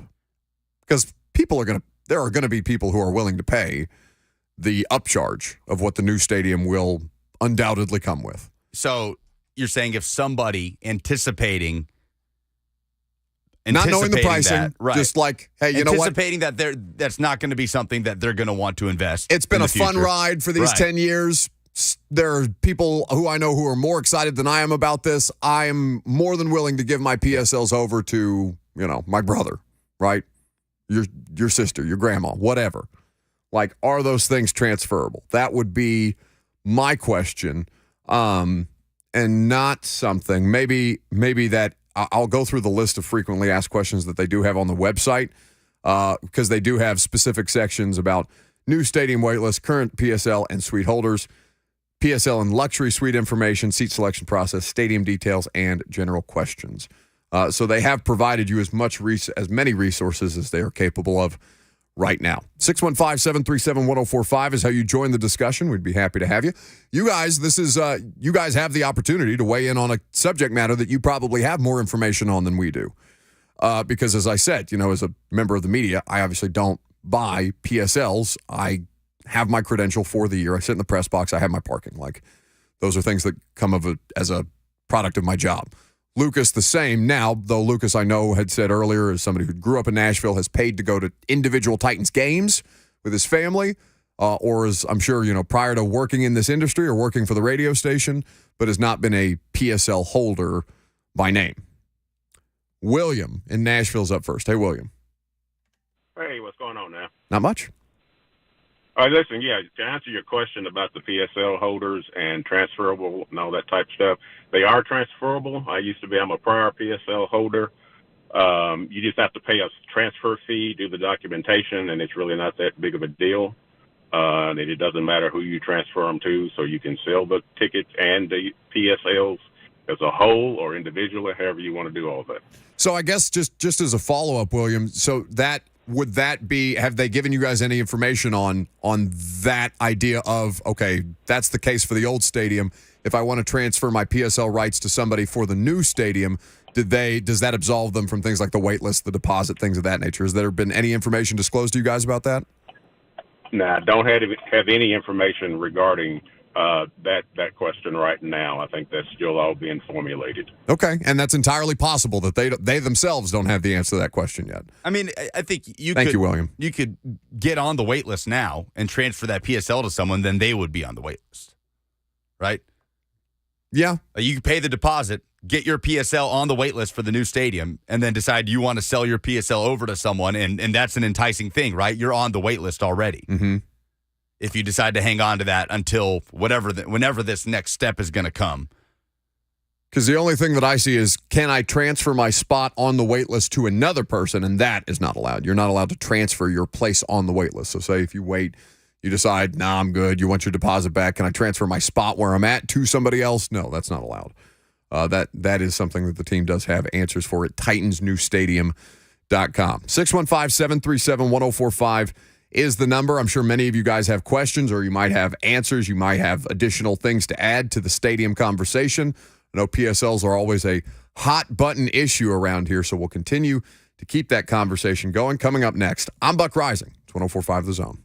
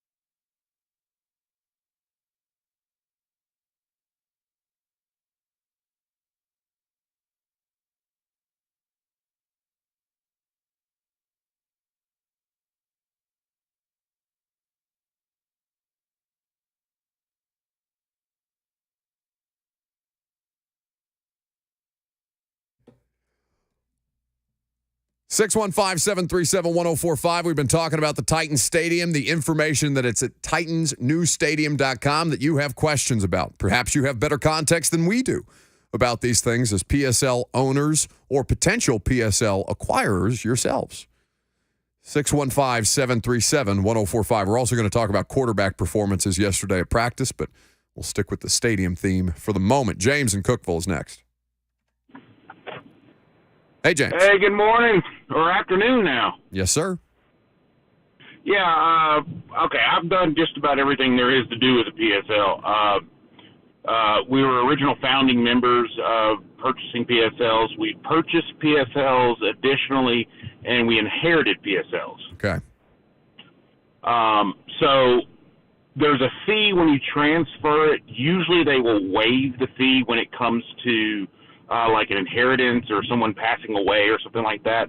They try to work with you on that. And it's relatively painless. So, yeah, my understanding is because we just finished the inheritance thing, that it is just as normal as it used to be, that there aren't any changes to that so far. So as of right now, there is not any changes to that from what we've seen. Okay. Well, thank you for the context, James. We do appreciate it. So, yeah, just, questions that are kind of going to come up now and in the, 4-year process of what it is to build this stadium on the East Bank. I know people are excited about it. Videos excite people. Renderings excite people, right? There was even a degree of excitement about the baseball renderings when there was no such situation that was ever possibly going to exist on the East Bank, right? People got excited. It's why we still get people asking us about baseball in Nashville, because they saw a stadium. Even if the stadium was, completely misguided. The renderings were completely misguided and at the time ill-informed and now completely invalid because the Titans still own that portion of the East Bank. I believe the word is gaslighting. That is correct. Are you accusing the Titans of gaslighting with stadium videos 4 years in advance? No. Are you sure? I'm accusing quote-unquote baseball in Nashville. Gaslighting. Quote-unquote baseball in Nashville. Look at you. Apparently, I was listening to your episode of, what's the podcast that Braden Gall and Kevin do? Lamestream. Yeah. Media. You can go check it out. Lucas did a good interview with Steve and Braden. Steve Cavendish and Braden Gall. I just said their names. Okay. I have to say them again? No, you didn't afterwards? say Steve's full name. I did so. I said Cavendish. We'll check the tape. Oh, for God's sakes. Either way, Lucas was the subject of an interview, and it was very, very well informed about like the soccer broadcast and your background in broadcasting. And I thought that was a very informative interview for people who are fans of the show to go check out. So go check out the Lamestream podcast, wherever it is that you get your podcast. In the middle of that, there was a discussion about apparently somebody from baseball, Music City Baseball or Nashville Stars, right? Yes, that is the name of the team that currently does not exist, but that they would call it if it existed. Because we had Steve in studio talking about the mayoral race, and yes, and baseball was very much a part of that discussion. Sports impact on the mayoral race, which has now resulted in a runoff. But either way, it did eventually pivot to baseball because I know Steve is particularly passionate about that. And apparently somebody reached out to him from the baseball organization to try and have coffee with him to straighten some things out about questions that he might have about the existence of baseball in Nashville. Anyway. Yeah, I mean, that's a whole discussion, but we're talking about the stadium renderings of the potential baseball stadium, which was completely gaslighting people. Correct. And this is an actual real stadium that is happening. Yes. That has funding, that has happening. ownership. Yes. An existing team. That is real life. Isn't just Eddie George in a jersey. Eddie George, bad example, but isn't just Darius Rucker in a jersey, I love the rendition of Ring of Fire in that video, by the way.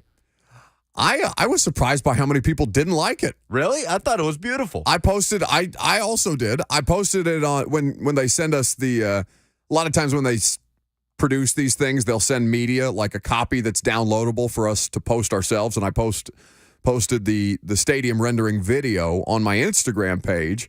And a lot of the comments were, great video, song choice was horrible, stuff like that. Doesn't fit the theme at all. It just, I assume the more meathead end of the spectrum of football fans that dislike the music choice because it's a little haunting, but I thought it caught the vibes. Yeah, I quite enjoyed it. I Shazammed it. It is the Devin Baldwin rendition of Johnny Cash's Ring of Fire. It's pretty good.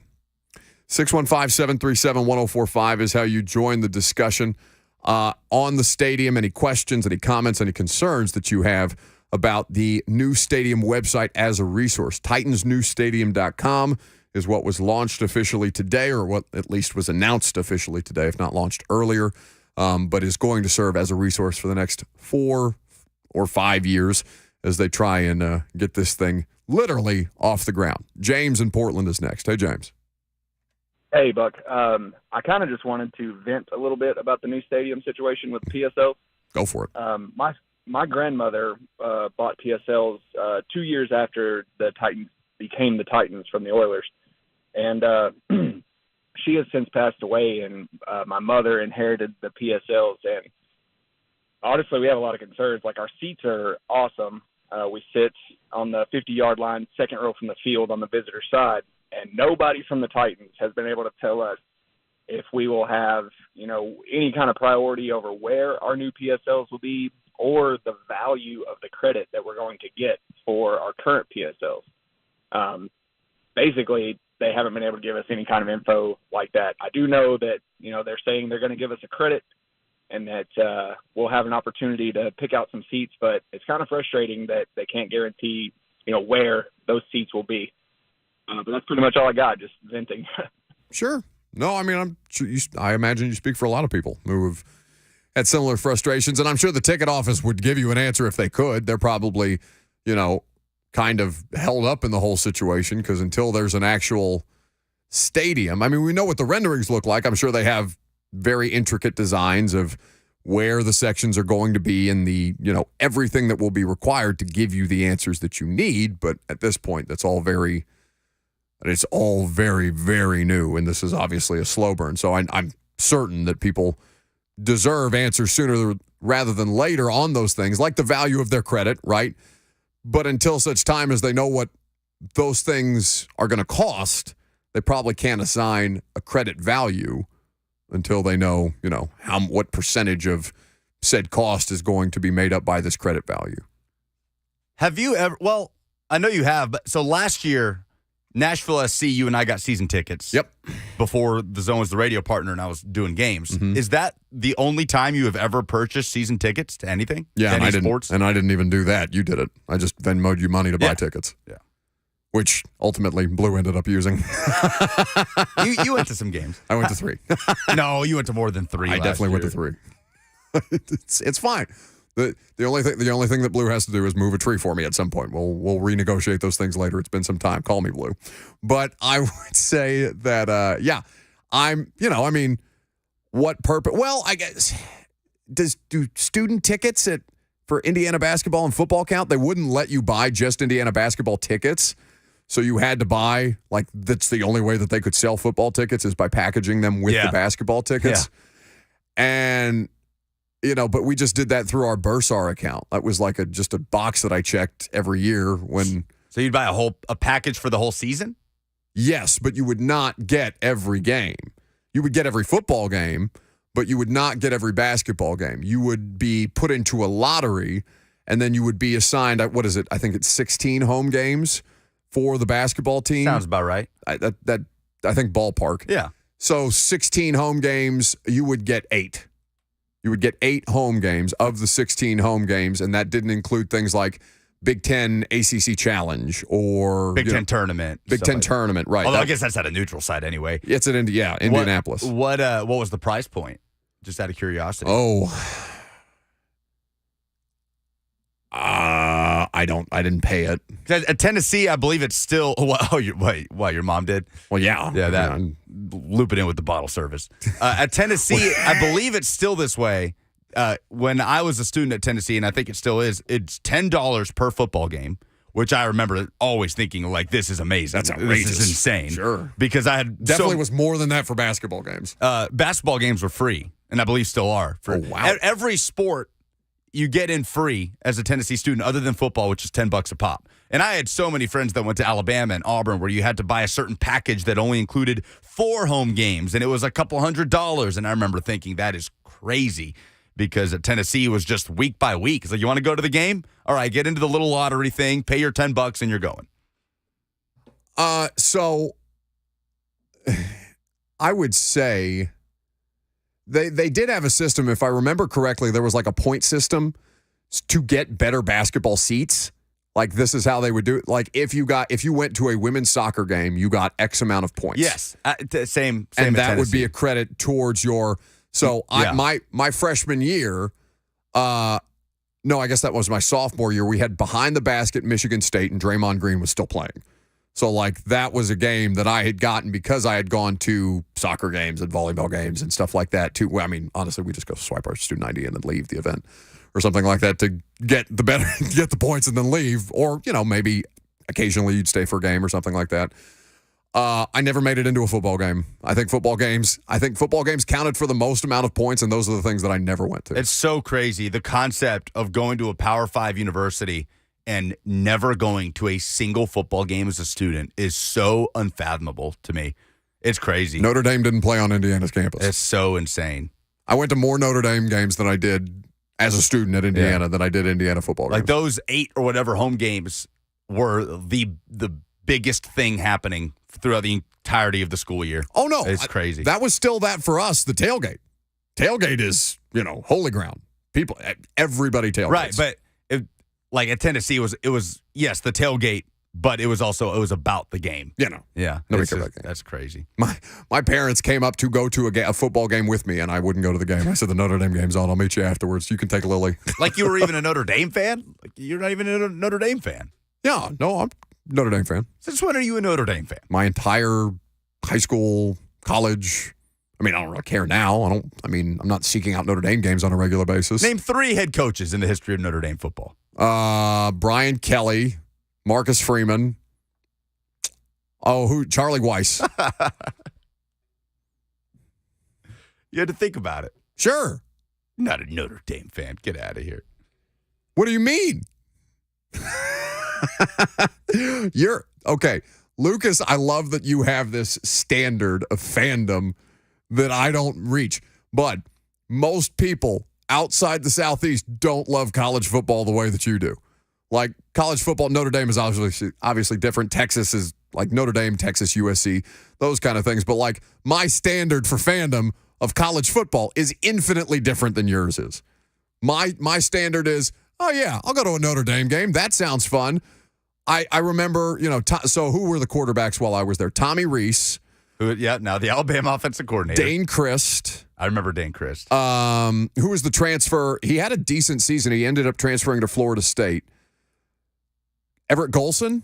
Oh, yeah. Everett Golson was number the 5. Yeah, so, like, I mean, Manti Te'o, the Manti Te'o scandal was my sophomore year. I guess. I can't relate to being a college football fan in a casual manner. Like, that's just, it's unfathomable. Yeah, it's totally casual. It's it either defines basically your mental health for the entirety of that week, or that's you basketball don't care. For me. I mean, there's no middle ground. You remember that one time that Slay was in here? It had to have been March, or it had to have been like conference tournament time in basketball, and Indiana was on during the radio show. Yeah. And it's the only time that I've actually gotten you to believe that I'm a sports fan, because I was unhinged on the air watching Indiana.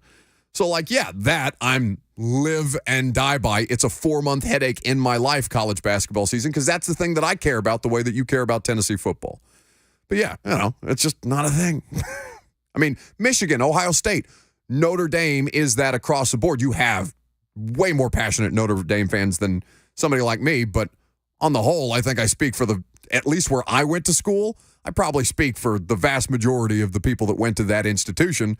You're an Indiana basketball fan, and then if you're watching college football, it's whatever the afternoon games are and Notre Dame. That's it. 615-737-1045 is the number. AJ Parkinson says, Tyler Dial says, Bucks fandom of Notre Dame is as real as Manti Te'o's girlfriend. I just want to pepper you with random Notre Dame trivia questions. I mean, I probably, what was my score on college football trivia with Pate? Oh, you were just below 500. I'd probably go just below 500, and I'd call that a good day. Like if you having not, because I don't watch Notre Dame now on Saturdays. What am I? I'm watching the SEC now. It's my job. It's my job to pay attention to what's happening in the SEC in college football. And Notre Dame is a fringe of that. Yeah, okay, that's fine. Jim in Goodlettsville is up next. I don't know how the hell did we get down that track? What happened there? Oh, you asked me if I'd ever bought season tickets to anything. Yeah. Yeah, no. You buying our season tickets for soccer is the closest that I've ever come to myself spending my own money. You Venmoing me for Nashville SC season tickets is as close as you've come to buying season tickets for something. Yeah, honestly. Jim in Goodlettsville is next. Yes, I'd like to relate the story about my PSLs. I've had 2 PSLs since day one. First row, club level, 50-yard line, best seats in the house. I got a survey from the Titans about 6 weeks ago talking about the stadium, this, that, and the other, and one of the questions was, what type of seats would you like to have in the new stadium? So I answered equivalent to what I've got now. Well, They said the PSL for my 2 seats, hold your hat, would be $48,000 per seat. And that, I assume is not trying to pry here, Jim, but I assume a substantial increase over what you're currently paying, yes? Well, my original PSL, I paid $1,500 per seat, and they said they would credit that towards the new PSL. Oh, okay. Yeah, no, the survey, we talked about the survey when it came out. Many of you were upset by the survey. Basically, they were kind of like trying to check your temperature on things. Hey, if I said to you that, your seat here would cost X amount of dollars, would you be willing to pay this? Or what would your reaction be to this price point? I think that was the reaction of a lot of people, not just Jim. Matt said Matt in the F&M Bank chat on YouTube says that's disgusting. $1,500 to $48,000. A little slight inflation, slight adjustment there. Jim in Pleasant View is next. Hey, Jim. Nope. Excuse me, just Rick took Jim. in Pleasant View is next. I'm sorry. Hey, Rick. Hey, Buck. Hey, I'm an IU fan, and and I know some of the coaches at Notre Dame. Have you ever heard of Eric Parsegan or Newt Rockne? Well, yeah, but they're old. Yeah, but still, they're coaches in Notre Dame football history, and I'm an IU fan. Famous names in the history of college football. Yes, I should have gotten quicker to Newt Rockne instead of going Marcus Freeman. You are correct there, Rick. Marcus Freeman wouldn't have came to my mind. Newt Rockne and Eric Parsegan, yeah. But I just thought I'd screw you on Notre Dame coaches. I'm from Indiana. I'm a Hoosier fan, but I do know some Notre Dame trivia, such as a basketball coach at Notre Dame, Digger Phelps. But, yeah, just want to screw you a little bit. I appreciate you, Rick. Thanks for the call. You've been schooled. Newt Rockne probably would have. When did Newt Rockne coach? All right? Like, I know that Newt Rockne is a name. One, I know who Newt Rockne is. Like the 30s. So, I just went recent. Who was before Charlie Weiss? Was Charlie Weiss before Brian Kelly? I was about to quiz you on that. Well, Lou Holtz would have been an easy one. It wasn't Lou Holtz. Lou Holtz is way before. Holtz, I want to say, was at South Carolina right at the time Charlie Weiss was getting hired at Notre Dame. No, I'm saying Lou Holtz is an easy Notre Dame coach. Oh, yes, 100%. But I know who. You don't know. You can't tell me who Notre Dame's head coach was pre-Charlie Weiss. No, Notre Dame's head coach pre-Charlie Weiss would have been pre-me living in Indiana. Okay. If you were, people ask me all the time who my favorite NFL team is, and I have to tell them, I don't have one, honest to God. I don't have one. But if you asked me who my favorite NFL team was, the only jersey I've ever worn in my life, second grade, I had a Jets jersey because we lived in New York. I've lived in New York, I've lived in D.C. It doesn't make me a Jets fan, doesn't make me a Commanders fan, you know what I'm saying? We lived in a bunch of different places. So wherever I was pre-Charlie Weiss, I probably couldn't tell you Notre Dame trivia pre-Charlie Weiss. I want to say, I might be dead wrong, Tyrone Willingham. I know he was the head coach of Notre Dame at some point in the early 2000s. I think that is who Charlie Weiss replaced. Right. Tyrone Willingham. But that is interesting. I guess maybe I'm the strange one. No. You're normal for here. You know what I'm saying? Like when it like registered in my mind and crystallized that, okay, you are a Tennessee football fan, I took it upon myself to just learn the entirety of the history of Tennessee football. Like basically memorize what happened in every season of Tennessee football from Robert Nealon to present day. Well, I did that with the Titans when I first got down here, but that's because this is the job that I wanted to do. No, I'm talking about like 5th grade me, just like Googling like 1988 Tennessee football team. I mean, but you got to understand, like I come from a completely different background, like sports-wise than you do. Like, it could not be more opposite. Because my family, or at least my single-parent home, like, my mom did not give a damn about anything sports-related. Me getting into sports was me asking, can I play Cub football in 8th grade? Oh, yeah, same here. I mean, my parents didn't know a thing about American football. It was all soccer. Sure, but there's fandom there. I'm telling my mom was at Indiana in the run of them winning championships. She never went to a basketball game. Yeah. She never went to a basketball. My mom came to visit me once in college. I didn't know that your mom was an IU grad as well. Well, she IU undergrad, Georgetown Masters. Right. But she was at Indiana while Bobby Knight was winning the latest championships, and she never set foot anywhere near the athletic buildings ever. Oh, is there a game happening? No, I mean she wouldn't have even registered that there's a basketball team. That's like this. My mom came to visit me one time in college. It was a football game day, noon game. So like we're up at 4 a.m. drinking, right? She wants to go at 6 a.m. to the Lilly Library, not the main library, not the student library. The Lilly Library was much, much smaller because they've got one of like 10 copies in the entire world of the Gutenberg Bible on display. That's my mom. You know what I'm saying? So like, you want to go through like world history? I got you. But like sports knowledge prior to like my 8th grade existence is probably going to be a little lacking. You know, everybody grows up different. 615-737-1045 is the number. Kyle in Springfield is next. Hey, Kyle. What's going on, Buck? So to highlight Lucas's comment about, college football determining on how your week goes. Sure. I'm pretty sure my mother hates watching LSU football with me and my dad now because the way we can act when we lose. Yeah. Oh, sure. Everybody's pissed. Everybody's mad. But me and him will be mad till like Wednesday, unless the Titans win. And then you have something else to be mad about, yeah? Appreciate the call, Kyle. Yeah, no, listen, like is sports the thing most, like I'm sure politics is up there, especially as we get closer to another election cycle.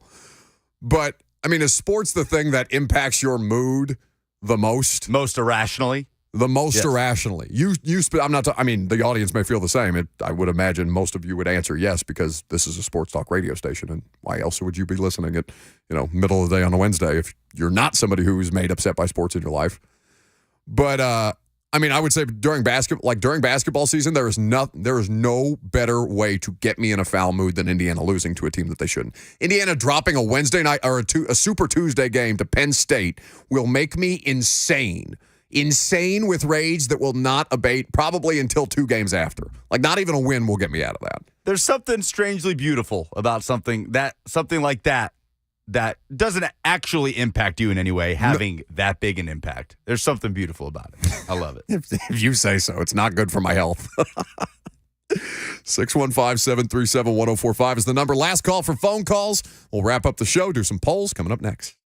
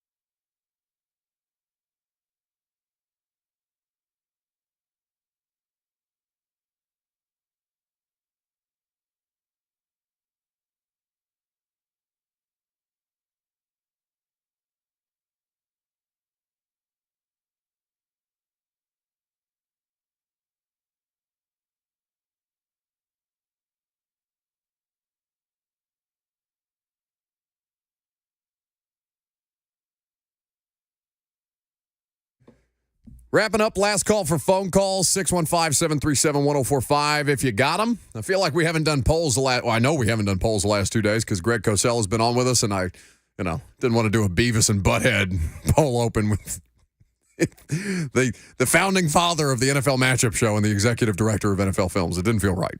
Although it would have been on brand for us. So we'll do some polls here in a second. Yeah, when have we ever cared about embarrassing ourselves before? Really, literally, that's the only time. Like, I feel that I have to. It's probably a good part of obviously, other than the analysis of having Greg, is I feel like I have to be an actual professional around Greg, even though Greg knows very much that I'm not an actual professional, and that he does this podcast with me every week, and that he tolerates as much of my stupidity as just about anybody. I do feel like Greg makes me feel like I have to be more professional. Doesn't Greg give off the air of, if you ask me a dumb question, I'm going to make you look dumb? You don't get that vibe? I guess so. Greg, I don't know. I think Greg is obviously a smart but affable guy. It's not like you're portraying Cosell as like a Catholic middle school nun teacher in like the 70s or something. Did you have nuns? I had nuns. Slap you with a ruler if you ask a dumb question. Like, I did not get that vibe. But you don't have to go to the 70s to talk about Catholic nuns. Nuns. You had nuns? Until like elementary school. Sister Carlene, she hated me. I didn't think nuns were supposed to be capable of hate. That one was. Chase in Bellevue is next. Hey, Chase. Hey, guys. How's it going? Great, bud. Yeah, man, I know you guys were talking about how the college football weeks, they, sort of mess up with your mental state for the week there. Me and my buddies, we circle a game every year from college, and we had the South Carolina game circled last year. We went 9 hours away, so I've got to be honest, it's almost been a year, and I'm still not over it. So it definitely hangs a little longer for Tennessee fans in a week, so hopefully this year will be better. Oh, my God. Yeah, Chase has night terrors. That would keep me. But I'm not even like not even a diehard Tennessee fan, and that would make me angry for a year. Are you kidding me? To drive 9 hours, he said, for that game? Not even just the result on the field, but to watch Hendon Hooker tear his ACL and everything else? It's an age-old question. What's worse, going that distance and looking forward to something that much for it to play out the way that it did, where it just, start to finish, right? South Carolina's just torching Tennessee up and down the field. He had 6 touchdown passes. Yeah, you looking back, you never really were in that game. In the moment, you're waiting for Tennessee to turn on and come back, but then in hindsight, they never really were in that game. But what's worse, that or one of the many heartbreaking field goal block against Bama in 2009? Too many men on the field against LSU in 2010. Like the heart-shattering moments. Like where the most memorable catastrophic happenings in Tennessee fan history. Yeah, I never know what's worse. Just the demolishing, that it's just this putrid feeling for 4 quarters, or just the hope, because it is the hope that kills you. A wise man once said. I want T-shirts. The Buck Rising Show. It's the hope that kills you.